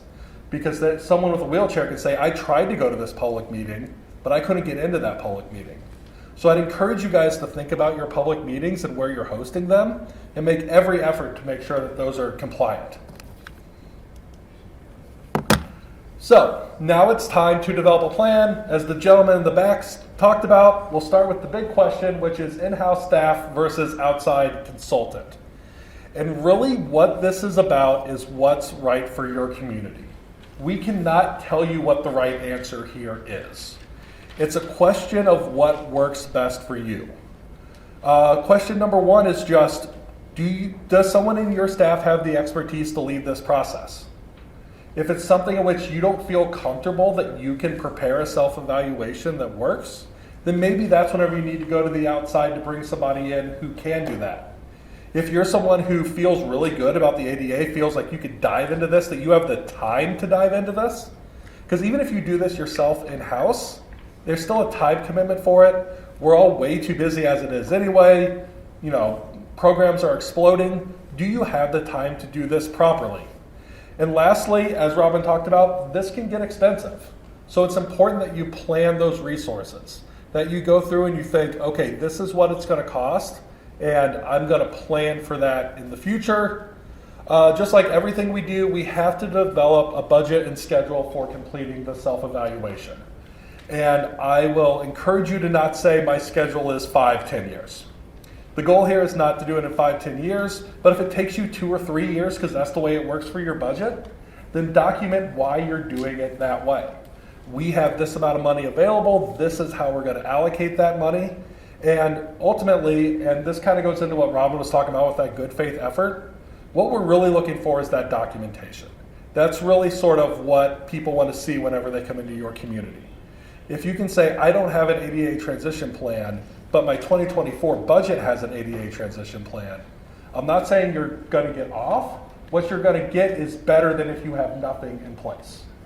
And that's really what I would advocate for everybody is, if you haven't started it yet, start something. Even if it's just small, even if you're just starting that process, start doing something, because something's always better than nothing. Community engagement strategy. The disability community has wanted to be heard in your community for a long time. They are a lot bigger community than I think you'll ever even realize. The latest number, Robin's what, 1 in 4? 1 in 5? 1 in 5, but going up, that we're very close Yeah. to 1 in 4. So it's 1 in 61.9 million. Yeah, 61.9 million people in the U.S. have a disability. That's 1 in 5. If you think of the average family being a 4-person household, think about what those numbers look like. Your disability community is way larger than we can ever realize. Because Because whenever we think the disability community, we think wheelchairs, we think blind, we think deaf. It is a far larger community than that, and it's a community that really wants you to reach out to them. So this is a great way to do it. They know their challenges more than we will ever know their challenges. This is always the danger of the consultant, is you know your city better than we'll ever know your city, but your disability community will always know their challenges more than we will ever be able to say that we understand their challenges. So they want to be heard, you want them as an asset, so come up with that strategy early so that you can build them into this plan. Community engagement-wise, we'll spend a little bit of time on it today. Identify those key contacts within your respective communities. Reach out to your local disability rights organizations. If you have a disability right commission, reach out to them. Reach out to your, they're out there. You probably know who they are. Reach out to them and talk to them about how you can build that engagement. And lastly, be flexible. As we've done these community engagement plans specifically for ADA transition plans, what we've found, and I'll just be honest about this, is hosting a public meeting is not the best way to reach the disability community. Say, come to City Hall on this date and talk to us about the ADA transition plan. You're not going to get a great turnout because it's a major effort for a lot of these people to get out. It's not as easy as just get in the car and drive. It's do they have to call paratransit 2 days in advance to organize how they're going to get from their house to City Hall. Once they get to City Hall, can they even get into City Hall? So I really encourage you to engage people where they live, engage people on their schedule. As much as you can, attend community events. Get out into the community, try new ideas. I'll throw in the caveat that everybody loves free food. But really what community engagement about, and what I really focus on with the disability community, is try something different. Because I think we've done enough of these that we know that sort of doing one meeting at the end is not what the disability community is looking for. They're not looking to be told what the problems are. They're looking to be involved in the process of identifying the problems and identifying the solutions for their problems. And as Robin talked about, sometimes the suggestion is, well, you need to file a complaint. Do you know who's most likely to not file a complaint? The person who you've already reached out to. The person who knows that you're working on this project. So the best defense you can have is getting out there and talking to them, getting out there and engaging them in this process. And honestly, you'll have a better plan at the end of the day. You'll have a community that's willing to fight for you. If you're concerned about the mayor and he doesn't want, and they're concerned about doing this in the future, do you know what might change his mind? If 50 people from the disability community show up and say that they need it. But does the disability community even know that you're thinking about it? If they don't know that you're thinking about it, they can't be an advocate for you. And I think they can be your most powerful advocate in this conversation on how do we get our elected officials to care, is whenever the voters show up and say, I need you to care. Value, gather insight, let them guide the development of the prioritization. Let their expertise shine through. They know the struggles they experience, and at the end of the day, if anybody questions you about why, because the question always comes, well, why are you fixing this sidewalk instead of the sidewalk in front of my house? If the answer is, well, we picked the sidewalk and we decided to go with it, that's one thing. If we say, we talk to the disability community, this is the route they take to get to the park every day, that's a much stronger argument that you can make for those conversations. And lastly, be prepared to be surprised. I'm always amazed as to what matters to the disability community. We did an ADA transition plan for the city of St. Louis. We found out that there's only one place in the city where you can have your monitoring cuff taken off. That place was on the second floor without an elevator, and they would not come down to you. And they charged you $100 for every extra day that you had it on. This was a city of St. Louis third-party contractor that was actively working against the disability community. The city had no idea. Never even crossed their mind. We didn't know it was a thing until the community told us it was a thing. And that's really what they're going to provide to you, is they're going to provide that insight, and you're going to have programs that you think are great. Turns out that they're not great because there's a challenge that we can't even quantify that exists. Identifying barriers to access. So we know we need to do, I'm going to call it a self-evaluation. I know it's not a pure self-evaluation, but that's the term IDOT uses, so I'm going to use it. The self-evaluation for the public right-of-way. So now we know there's an issue that exists. We have all these standards that we need to look at. I think if we're all honest with ourselves, the best communities are probably 70% compliant, maybe 80% compliant. So then, and most of us are 40 or 50% compliant. So then the question becomes, how do we determine where to start? And ultimately that's going to start with what data are we going to collect? Again, in-house staff versus outside consultant, do you have the staff to collect this data? I will say, specifically for public rights-of-way, interns are amazing at collecting data. They are cheap labor. They are, especially if you get engineering students, they are going to be smart. They are going to want to do this. And they have that ability to extend your staff to be able to collect that data. Consultants can do that as well. There's all kinds of fancy technology that can do it. We're going to get into all that stuff. But it's really important that someone from the city owns this. Because what happens a lot of times is you hire a consultant to do your ADA transition plan. They go out, they do your self-evaluation and ADA transition plan, and then they give you a document and say, good luck, call me and I'll bill you if you need me. But do you actually know what to do with that? Is that actually a document that you can use? So if you're getting ready to start this process, please be prepared to engage in the process. Because if you're not prepared to engage, you're going to get a document that's going to be a challenge for you to use in the future. Dedicate those time, dedicate the resources. We already really hit on this, but compare those federal, state, and local criteria. If your city requires a 6-foot sidewalk for it to be considered ADA compliant in your community, then you need to look at your data from that 6-foot location. Yes, 4 foot's acceptable, but the city says it's 6 foot. So then you need to assess and look at that for the 6-foot sidewalk. Again, most stringent criteria always governs, and identify criteria for future data collection. And really what this comes down to is level of detail.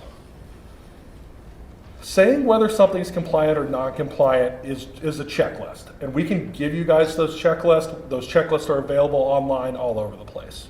But at the end of the day, what you're going to know is I either have a compliant sidewalk or I don't have a compliant sidewalk.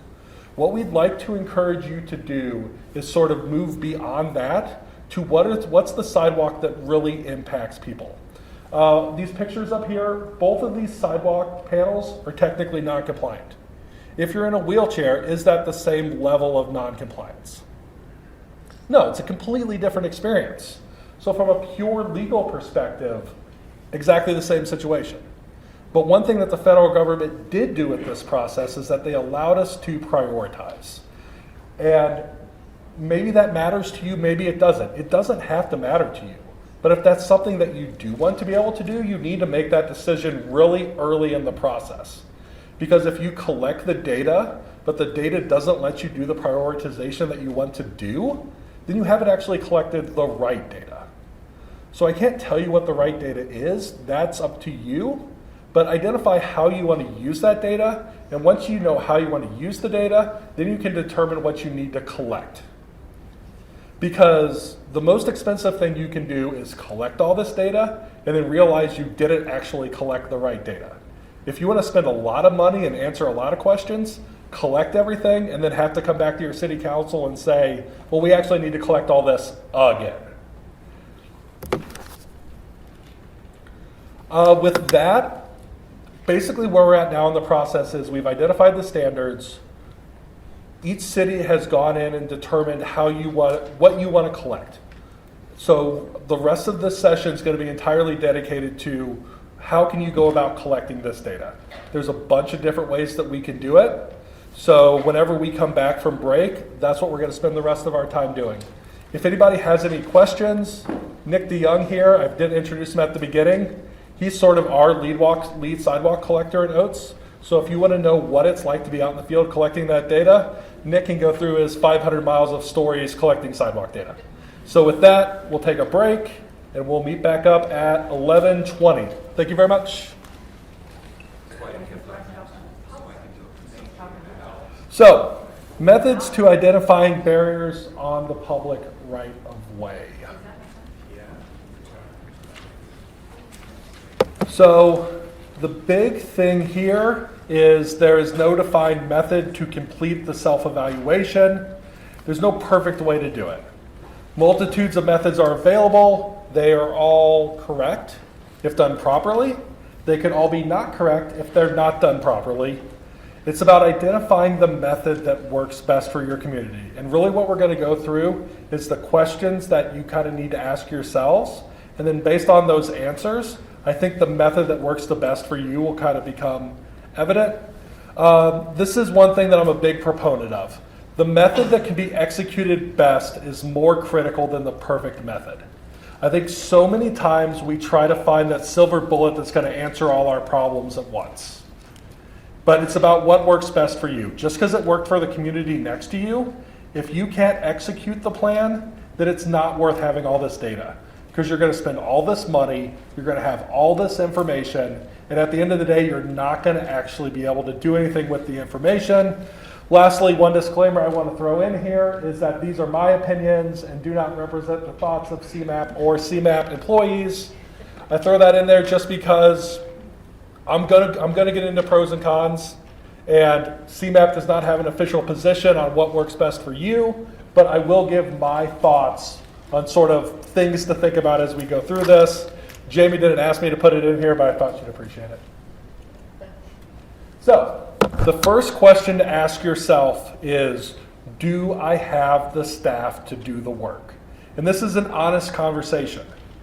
Since we're ultimately going for action, since we're ultimately going to get this done, have that honest thought.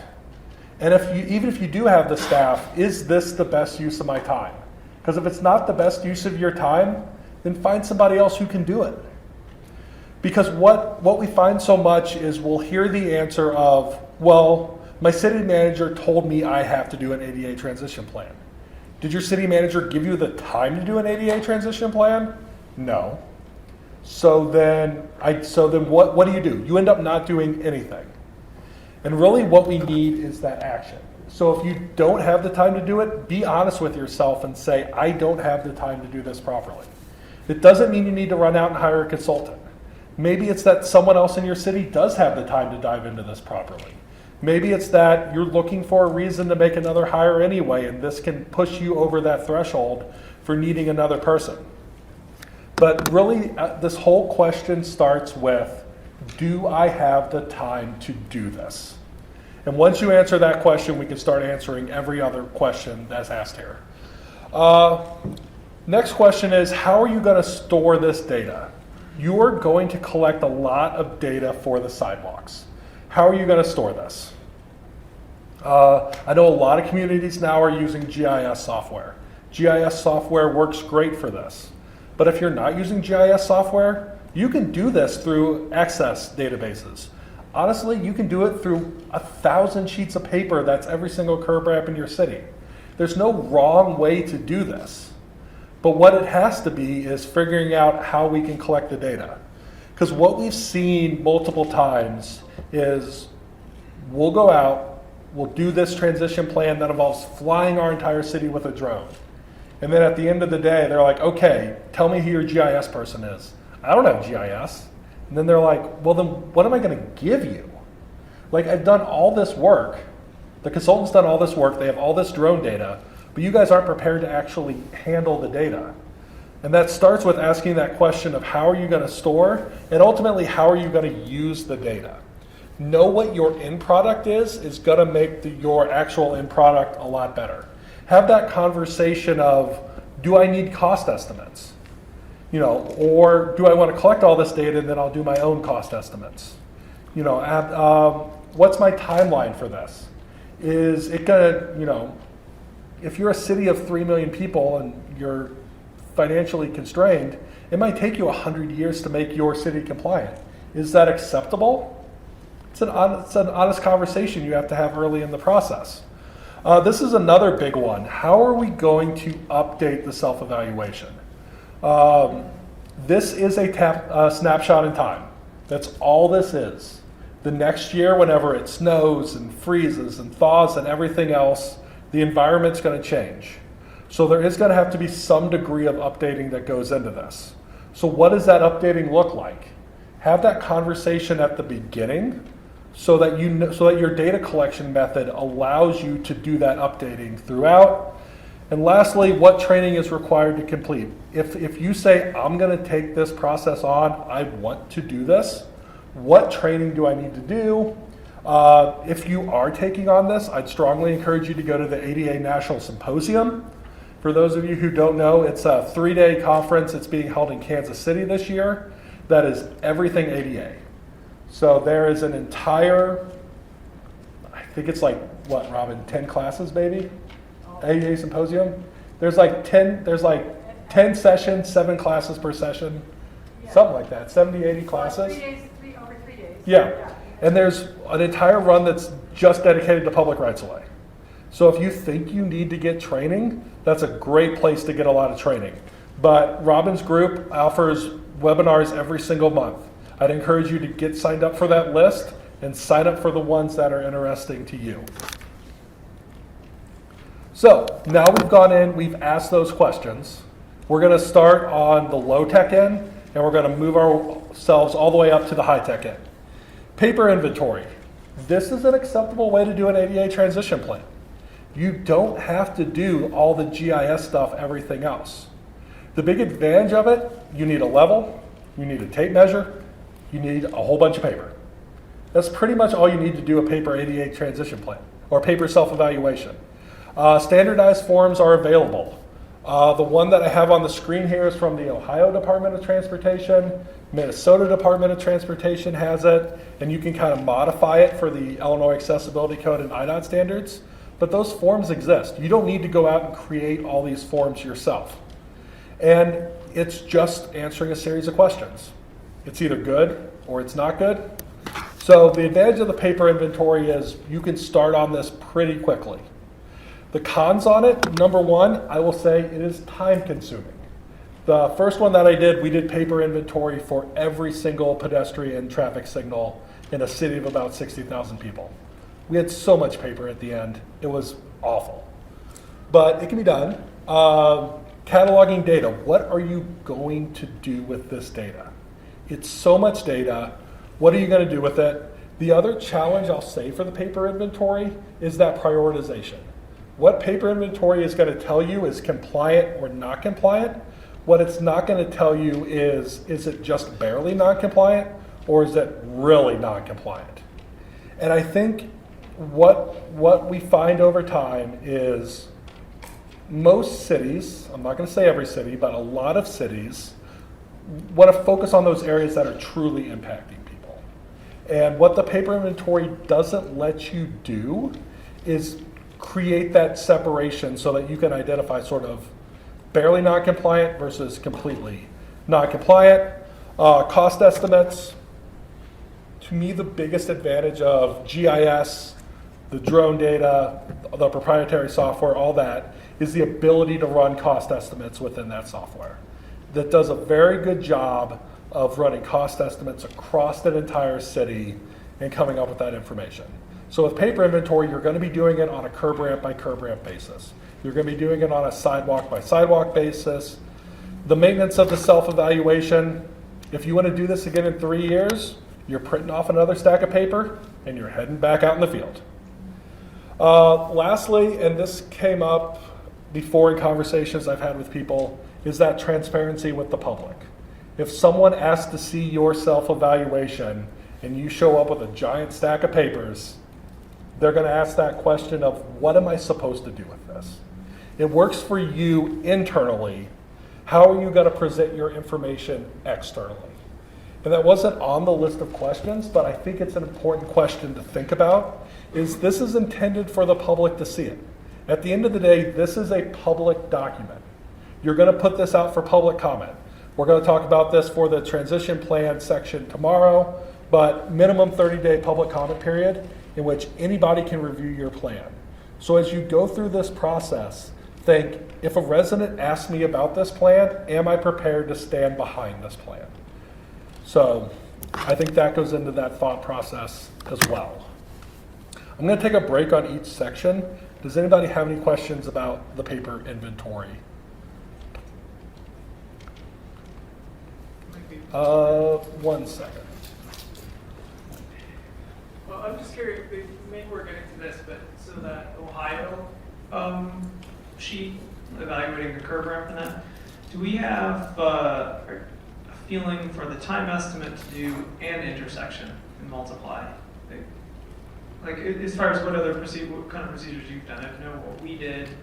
It took a long time going through all the variables. Yeah, I would say That later too. a non-signalized intersection that has sort of 8 curb ramps, so 4 quadrants, 2 ramps per quadrant on paper. Honestly, probably 30 minutes for the easy one, an hour for the complicated ones. And that's where we get into, it is a time-consuming process. If you think about spreading this out throughout your entire city, I mean, you're sitting there with a long sheet of paper and you have to read it every single time and make your check marks and do your measurements. It's not a quick process. But what it is at the end of the day is that it's labor cost. There's pretty much no other cost associated with it. Any other questions before we move on? I have one. Oh, Do you encourage us to gather data on county and state roads? so I had this conversation with IDOT 2 weeks ago. And what they told me, and they said that they're fine with me relaying this, is their view on this is they are responsible for the curb ramps. You guys are responsible for the sidewalk. Now, I have not read every single one of your maintenance agreements, so I can't say that that's true for every single community. It would not surprise me if some of you have different maintenance agreements with IDOT. But in general, that's sort of their philosophy. So I don't know if you've dove into your actual maintenance agreement yet with IDOT. Does that make sense what I'm talking about? Yeah. So yeah, I would look through and kind of see how that works for your individual community. We have a question in the back. If you can wait for the microphone, sir.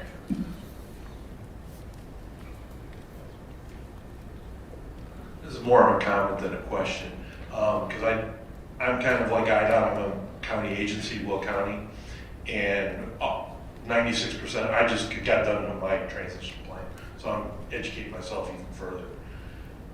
96% of our sidewalks are owned by an outside agency, so they're responsible for doing, we did a transition plan, but they're responsible to know what's out there also, so that way if there is a grievance filed, that if we give it to them to make them aware of it, they can incorporate it into their plan. I'm not going to go out there if somebody tells me, a tree root has heaved the sidewalk. I'm going to let the agency know that they need to go out there and fix it and put it into their programming to get it done. Now, when we've been doing we've just taken this on now with our overlays of now doing the ADA ramps adjacent to our roadway and then back charging the owning agency for doing that work. And we have not met any resistance as of yet to that aspect of doing it, because with our maintenance agreements, the outside agency is actually responsible for all the sidewalk and pedestrian ways on our facilities. And I actually, based on what the number is, it might not be, but if you have like one state road through your community, I would encourage you to assess that. Because if you think about it, IDOT has their statewide transition plan, and they view the state from a very macro level.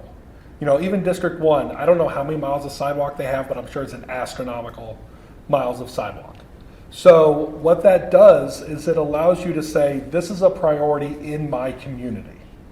Now, it doesn't mean IDOT's going to do anything immediately about it, but it does help you in those conversations to say, I did my self-evaluation and transition plan. This is a priority for my community. Because the community doesn't know who has jurisdiction of that sidewalk. So then you end up with these conversations with the public of, well, that's technically IDOT sidewalk, so call them. And I think that's a dangerous practice to be in which we all want to be working together on this. IDOT will tell you that they want to be working together on this, so I think encourage them to be a partner in this process. And ultimately, the sidewalk and curb ramps come down to your maintenance agreement. At the end of the day, I'll ask a hand. Is anybody willing to comment on sort of what their maintenance agreement is with IDOT?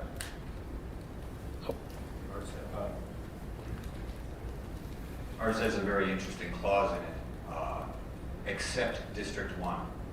And I've seen a lot of things, a lot of Illinois laws are written to exclude municipalities exceeding 1 million residents. Well, we only have one. And it's kind of like that. Oh, these are the rules and we'll take care of these sidewalks and we'll do all of this. But no, not District 1. So yeah, and I think that's important during your planning is to figure out, do you have to do those sidewalks or not? Because what we don't want is a gap there in which the local agency assumes IDOT is responsible for it. IDOT has their own ADA transition plan, which from what I understand, they're not going to give you their data. So then they only collect the curb ramps because they assume you have maintenance. You don't collect the sidewalks because you assume they collected the data. Now we have a gap in the system, and it's that gap that we don't want. So I'd encourage you to have that conversation with IDOT, dig into your rules, and sort of figure out what the specific situation is for your community. Did that answer your question, sir? It did. Okay, awesome. Any other questions before we move on? Okay, next up is mobile GIS. This is, if you've ever seen people walking around with the iPads or the phones collecting the data, it's the same idea of a paper inventory, but it's moving that paper inventory into GIS. So it's sort of the next step up from the paper inventory. Big advantage of this, or pros that I see, are the minimal upfront cost, especially if you're already running GIS. What we find a lot of times is communities are already cataloging their valves, their fire hydrants, their trees, things of that nature. So this is just another asset within the community that can be collected. City staff can be trained to collect the data. Similar to the paper inventory, this can be set up in such a way that city staff can collect it. Data is stored in GIS. I think more than paper inventories, this allows you to get a little more city specific on the data that you collect. As you can kind of see from these drop-down menus here, for the cross slope, it's logged as being a greater than 5% slope. Obviously, greater than 2% is not ADA compliant. But for this community, they wanted to know whether it was 2 to 3, 3 to 5, or greater than 5.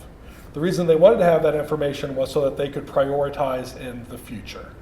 So what GIS really, sort of the power of GIS is the ability to create those unique data collection fields for that information that you are looking to collect for your community. Lastly, you can utilize software to prioritize and price that barrier removal. It gets the information into the super powerful software system, and from there, people who are way smarter than me develop these scripts that are like 1,000 lines long, and it spits out a pretty number at the end. Cons on it. That's Nick from back in his puffy hair days. It is a time commitment. It is, at the end of the day, you are still walking the sidewalk. It speeds up that paper collection process, but you are still walking the sidewalk. You are still going to every single curb ramp. I think one pro of this is, especially if you use city staff and city interns to do this, you get a very good view of your city. You know, how many of us have truly walked every single mile of our city? Congratulations to you, sir. Twice. Hey, on the plus side, it explains why you're so thin. I have not walked every single mile of a city. Stepped on every square twice. Fantastic. So, it gives you that ability to truly know your sidewalks and to collect that data. That being said, the quality of the data is only as good as the person who is collecting the data.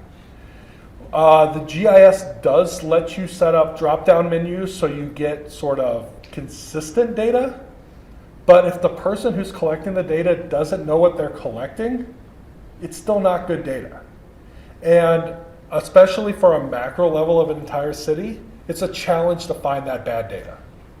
Whenever you're collecting 100 miles of sidewalk and someone misreads a level and they catalog it as 3% instead of 2%, or say you did balance your level before you started and you just had a bad level, there's really no way to know that. So at the end of the day, it's all about the quality of the data, and ultimately you are walking the entirety of the pedestrian network. Oh, yes, sir. Can you hold up a second?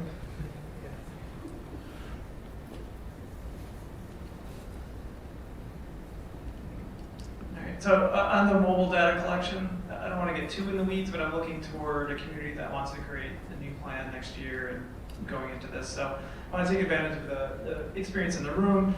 We did the mobile, my former community, we did the mobile data collection, iPads, ArcGIS collector, and it was frustrating because the ArcGIS collector at the time, the interface, required for each of the 32 data points at an intersection, click on it, wait with our Wi-Fi signal, get a pop-up box, do your data drop down, accept point, place point. It was painful.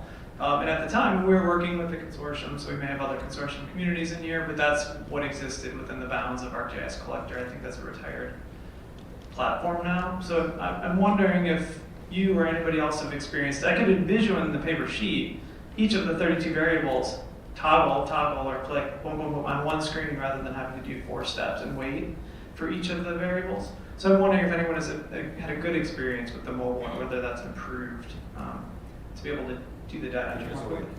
There is, okay. What you want to do is you want to make the default value the most likely result, whether that's null or nominal or not applicable. Whatever the most likely answer to that question is, make that the default, so that as you're going along, then if it doesn't apply or if it's that most likely answer, you just blow right past it, move on to the next one. But make the defaults the most likely response to that question. And that trims a lot of time, because I know exactly what you're talking about. I used one where you had to go into every drop-down menu because they were all blank and add every value. And I thought, this is crazy. Why not? When most of the answers are the same over and over and over. So in pure honesty, this is what my consulting firm does. This is kind of the way we found works the best for us. And what we're looking into now, and I think we're going to have good success with it, is we're creating situational questions. So it asks you the next level of questions based on how you answer the first question. So you don't have 32 things. You have this question triggers the next 4 things. Or this question triggers these next 3 questions. And then it allows you to not, because what we'd find is our interns were answering questions that don't need to be answered. And then that is where your data can get corrupt or get bad really fast. Yes, sir. Yeah, we're messing with this one more often. Obviously, we talked about the if statements, but the other one too is quick capture is more popular nowadays. That way, you're not just standing there using forms. Something I'm doing more recently is we're doing more data streaming, and as you're collecting it, you're just shooting multiple points, and then all of it gets concatenated into a single point file. So you develop several different ones, and then when you're done, concatenates it to one point, and now you got one file that has several different fields, but you're not dropping down. Instead, it's quick little buttons like you put your main answers, you click the button, and it puts it all into one. So it's an example slopes. You decide to collect a bunch of those, you just click which button you want, you take a quick picture, and you're done. That's something that is more new and recent. I know a lot of people are messing with that. Yeah, so the technology is always changing, and I think on all these things, whatever we talk about today is probably not going to be true tomorrow. But I think it's important that, especially if you're going to go with a consultant, ask these questions. How do you guys collect the data to make it faster? How do you use the data? Don't be afraid to interview your consultant and then ask how they're going to do this and what are they going to do with it. Because if they can't answer the question, they're probably not the consultant for you anyway.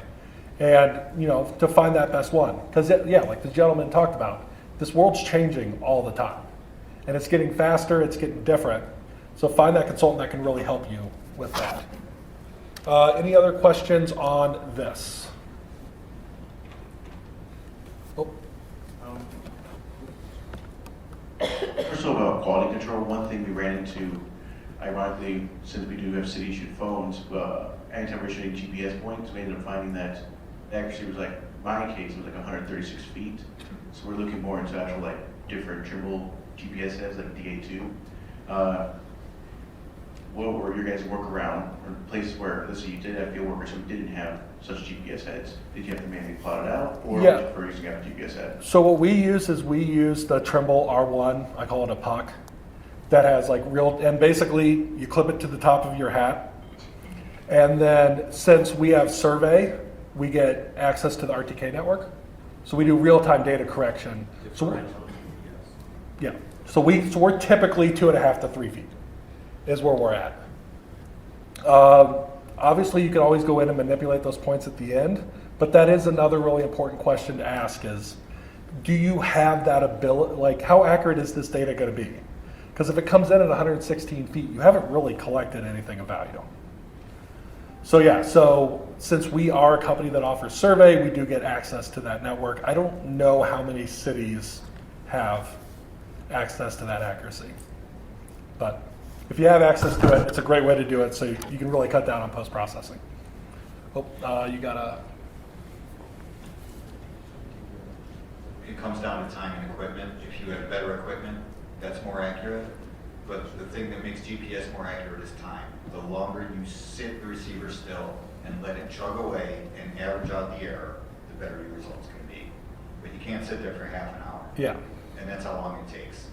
To get half super... an hour to get down to... Yeah. Yeah. And I think it's fair to ask the question for sidewalks, do you really need that level of accuracy?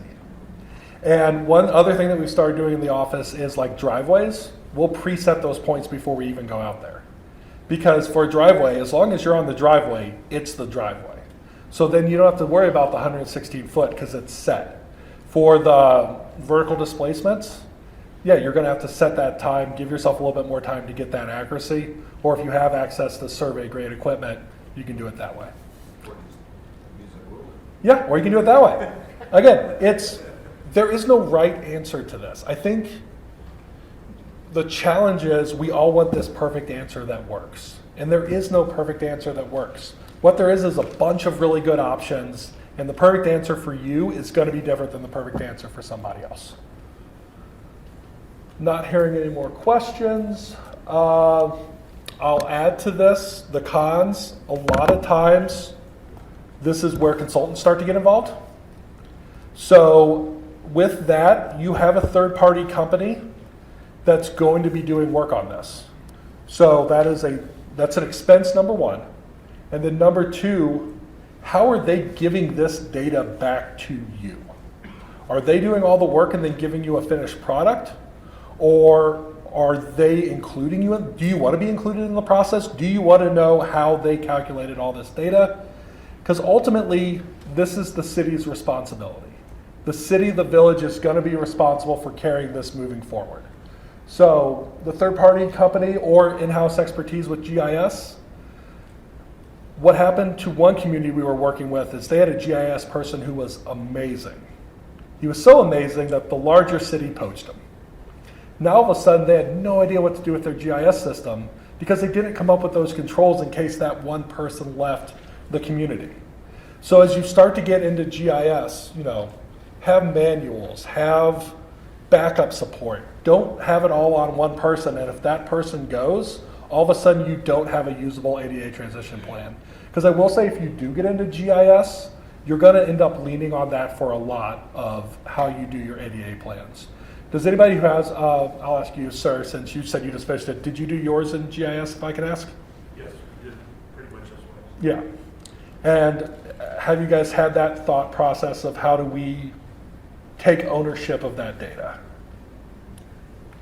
If you can wait for a mic wherever.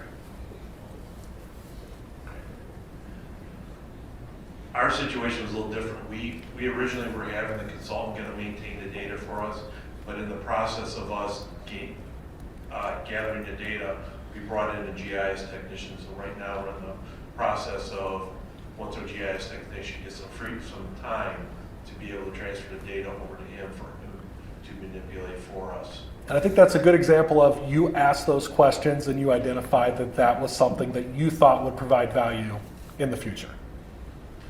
So yeah, I mean, it's consultants are out there. There's a million consultants who offer these services, but at the end of the day, you're the people who are responsible for executing this plan. ULIP and drone.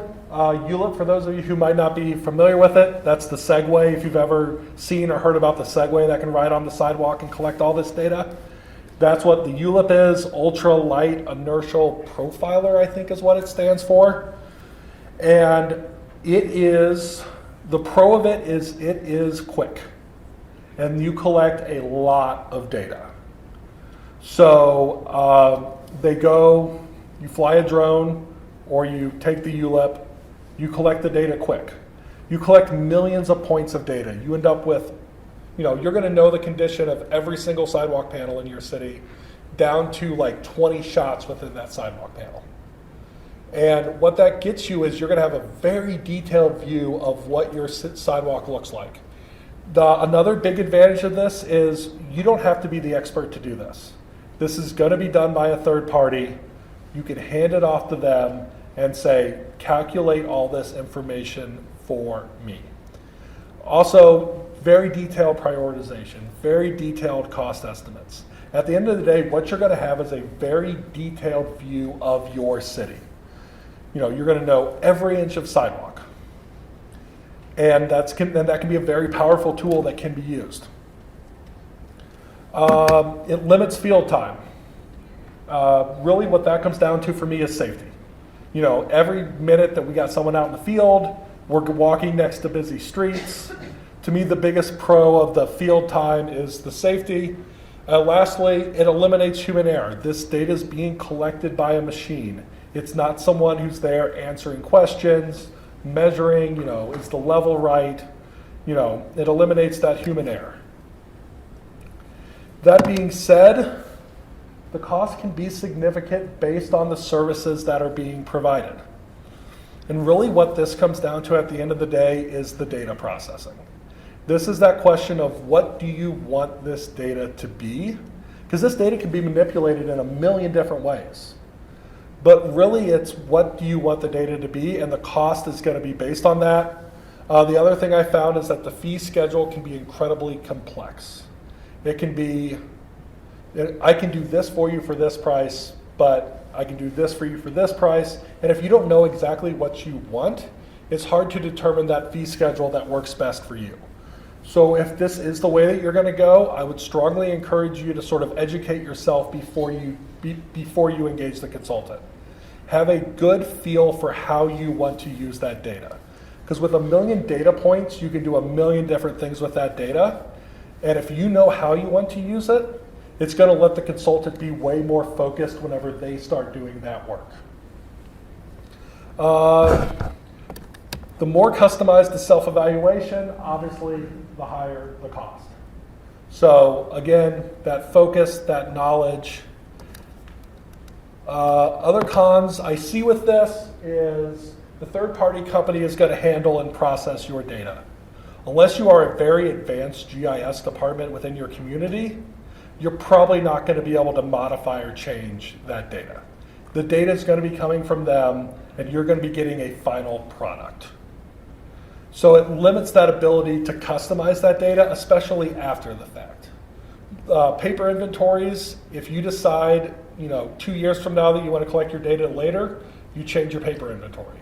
If you want to decide 2 years from now that you want to reprioritize the sidewalks because you just built a brand new downtown for whatever reason, you can do that within GIS. With this, you're just manipulating more data, which leads to more time. This is sort of my big concern with this, and not to say that it can't be overcome, but this is my concern, is that there's a disconnect between the staff and the self-evaluation.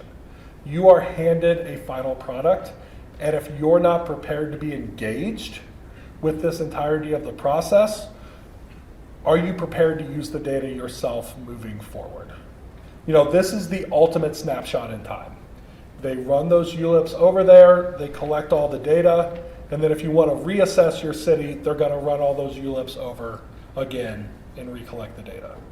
So this is a very powerful tool. It can be a very quick tool, but it's really important that you be prepared to engage with the consultant to make sure that you're getting something that works for you. Anybody have any questions on the ULIP?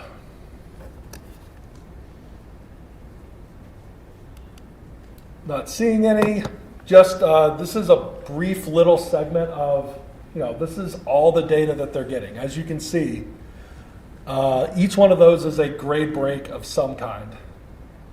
So it is, to me personally, whenever you decide to go with the drone, what you're doing is, as a community, you're saying, this is how we're going to collect our data in the future.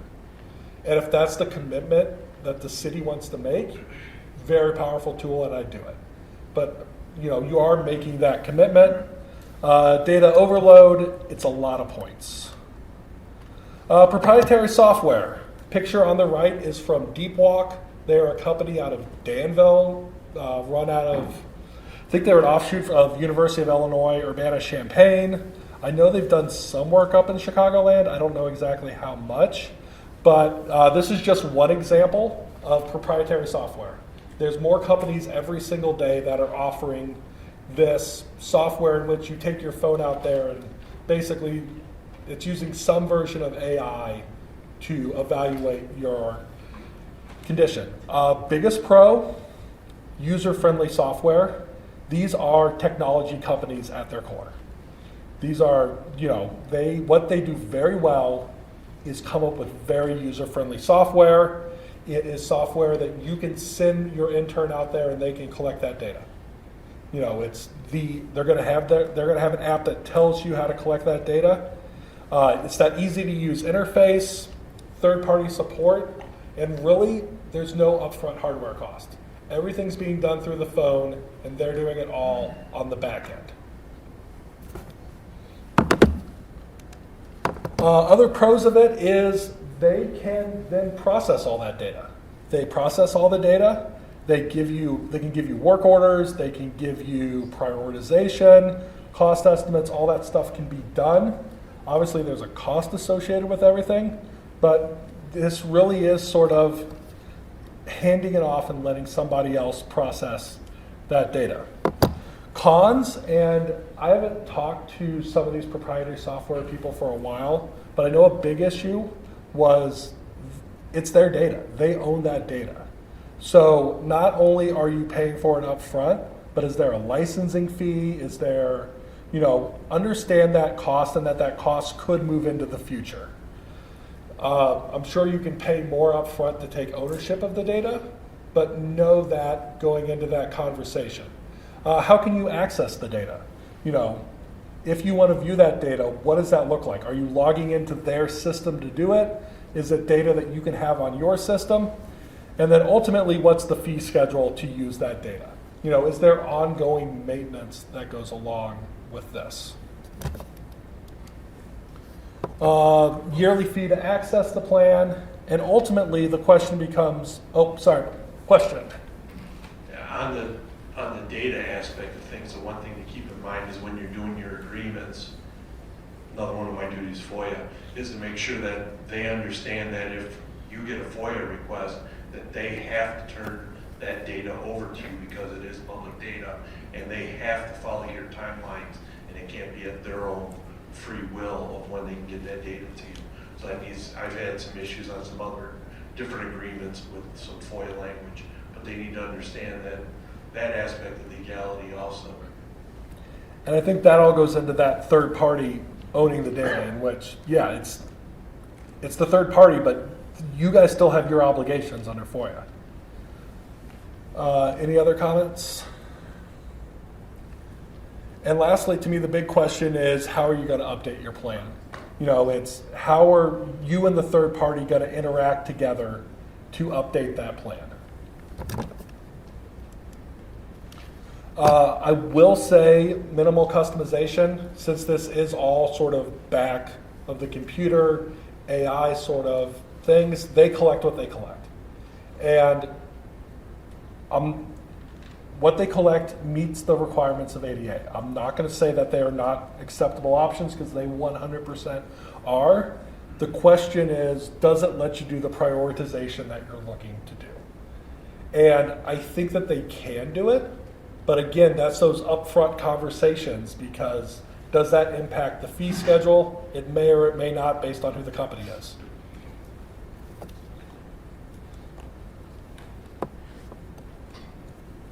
Because at the end of the day, and I say obligation, as Robin talked about, obligation is not the right word here, but I think it's really important to understand that while you are not obligated to have a transition plan and a self-evaluation, that good faith effort to me is as strong as an obligation. Because if the government, if anybody comes in and asks about you, that's the first thing that they're going to ask for. And if you say, well, I don't have it because technically 1995 was the deadline, that's not how you want to start your conversation with somebody who wants to know about ADA compliance in your city. So I would say, as you go through this self-evaluation, think about how this transitions over into that ultimately into the transition plan. Because it's really important that completing the self-evaluation is not the final step. It is the very first step in figuring out what the final step is, which is accessibility. And ultimately, however you choose to collect the data, that's what matters, is how this data is going to lead to action, how this data is going to lead to construction, program changes, whatever it might be. Everything we do in the world of data supports the action that's going to come after the data. So there's no wrong way to collect data. However you decide to collect data, do what's best for your city. But what's ultimately going to give you the best product at the end is data that you are prepared to use and data that you can turn into a plan, which turns into action. And that is all we're going to move on to something else. So does anybody have any questions about the data collection process? From, yes, if you can wait for a microphone. So I had a question about frequency, and this is something I've been thinking about a lot. Of course, like all of us, I only have enough budget to fix so many problems per year on an annual basis. But my capacity to inspect sidewalks and ramps and crosswalks is much greater than that budget number. So where do I stop? Should I only inspect what I can afford to repair? Or do I keep going, knowing that I'm going to find problems that I may not be able to address for another year or two, or maybe even 3? I would say, especially if you haven't started the self-evaluation, address everything. Oh, no, so you have a baseline to start from. So if you have not started the self-evaluation, encourage you to look at everything so that you can have that baseline. After that, I think it's just figuring out whatever cycle makes the most sense. And it's, yes, you're not going to be able to address it, but it allows you to continually update your prioritization, your knowledge of where the problems are in your community, and then it allows you to adjust your long-range plan as you go along. Because you're going to fix, you have what you're going to fix in the first 3 years. But then what that lets you do is modify year 4, 5, and 6 based on better data, based on what the current condition is. So really what you're doing with that is, number one, if there's a problem that appeared out of nowhere, you can address that problem. And then it lets your out years become more educated, so that by year 10, you're not relying on 2013 data to make 2023 decisions. Any other questions, comments?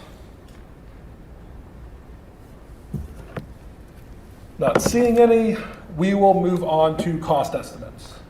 I am a huge proponent of cost estimates because we can know the condition of our sidewalks, but we can't budget for it unless we know what it's going to cost. And ultimately, it's going to take budget to fix a lot of these problems. So I am a big proponent for the development of cost estimates. You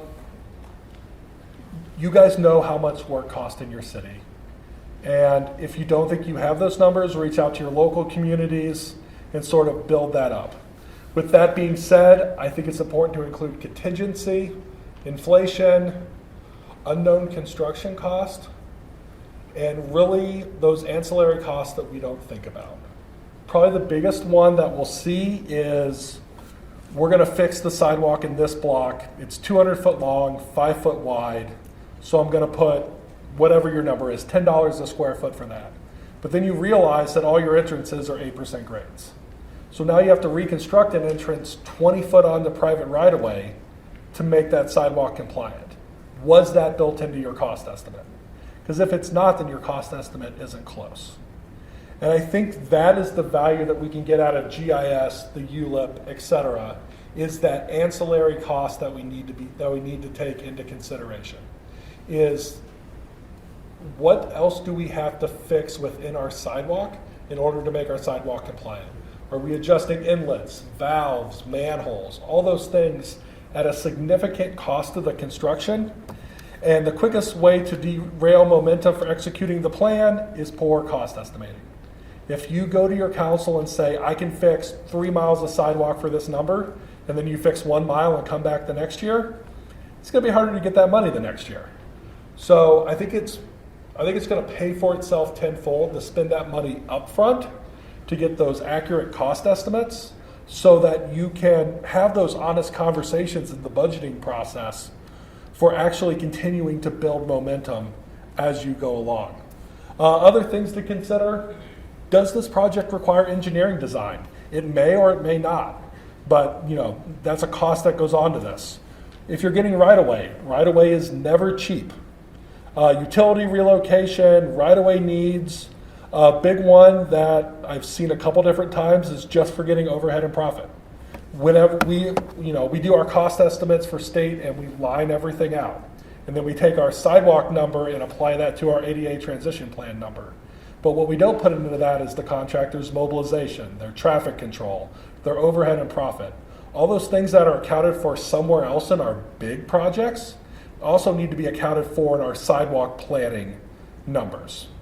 So whether that's you just want to put a general fee on top of your sidewalk or you want to break it down tighter, either one's acceptable, but I think it's really important to think about what it actually costs to fix this sidewalk, not pulling it from a bid tab or pulling it from the last project that you did, but thinking about everything else that goes into it. Because these sidewalk projects can be very straightforward, and they can also get very expensive very fast. And every single segment that you decide to fix is going to be a little bit unique in that way. Updating it as costs have exploded in the past couple years. If you did a plan in 2017, have you updated your cost estimate to reflect the world that we live in today? Have the ability to adjust your cost estimates for where those prices are going. This, no matter how you collect your data, this is one of the most powerful parts of GIS, is the ability to just modify numbers in an equation and then run all new cost estimates. It's that flexibility, and it's the development of potential projects. Any questions on cost estimating? Not seeing any. Resources, there's a bunch of resources out there. I have add link on here because we're still figuring out exactly what this looks like. And whenever we get the final plan out there, the regional sidewalk inventory. So ultimately, whenever this gets posted on the CMAP's website, we'll have a link to the regional sidewalk inventory, as well as on this CMAP website, we have all our old presentations that we've already done, resources for everything, links. Really what this is intended to be is a long-term sort of site that you can go to, and hopefully it'll just build ADA on top of it. So you can go here and it'll point you to PROWAG, it'll point you to 2010 ADA standards, which we talked about earlier, Illinois Accessibility Code, all that good stuff. So within that, we have the ADA Title II regulations, 2010 ADA standards, PROWAG. That's all within the PowerPoint. The PowerPoint's all going to be out on that CMAP website. So if you ever have questions on where links are, you can certainly go here to get them. State standards, Illinois accessibility codes, IDOT, Great Lakes ADA Center. I call Great Lakes ADA Center probably once a month with questions. So if you have questions, please call them. They're very good at answering questions. Lastly, just a quick recap. What hopefully we got out of today is number one, in understanding that there's a lot of design standards out there, but we've gotten way better in the last couple years of bringing them together. With that being said, especially in unique situations, compare those standards to make sure that you're applying the most stringent. A self-evaluation is so much more than just public right-of-way, but if you're responsible for public right-of-way, hopefully we have a feel for what goes into that self-evaluation for public right-of-way. And if there's other departments that you need to encourage to do their own self-evaluation, strongly encourage them to do their part. The planning process for identifying the barriers. Know why you want to collect the data before you go out and collect the data, and then you'll be able to do a lot more with the data. Identify those barriers to access, and ultimately come up with projects that you can use to fix it. Last thing on here, community engagement. Please engage with the community. It's hard to describe how much they want to hear from you. What we hear whenever we go out and engage with them is, I've been waiting for someone to come talk to me. And they have a lot of information to share, so take advantage of their information. Next steps, what do we do with all this? What needs to be fixed first? How do I sell the value? Join us tomorrow. That's my selling point for tomorrow. If you're not signed up for tomorrow, no worries, just show up. I'm sure we'll have donuts and everything that you need.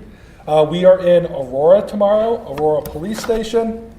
So if you aren't signed up, please feel free to come. And tomorrow is going to be about how we took all this data that we collected today and how we turn that into a plan and action for the future. With that, open it up for any questions that anybody might have. I will add, if you're coming to Aurora, enter on the east side of the building. If you're going through a metal detector, you're in the wrong place. So we are at the community room at the police station. So the west side of the building is the court side of it. The east side of the building leads into the community room. And if you go through a metal detector, you've gone too far. Any other questions before we call today? Okay, not seeing any. Thank you very much for your time. Oh.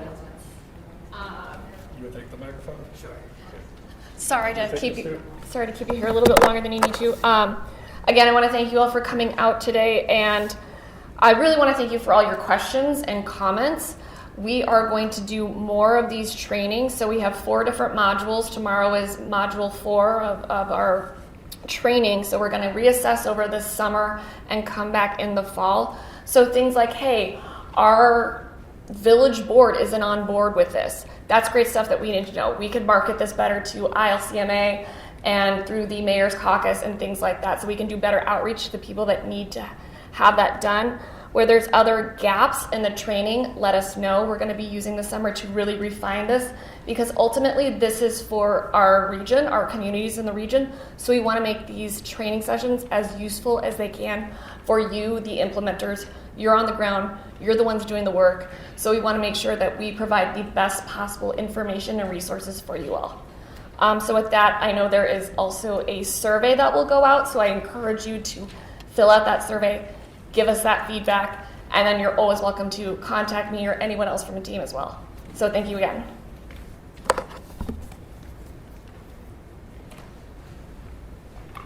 That's all we got. Thank you. Have a good day.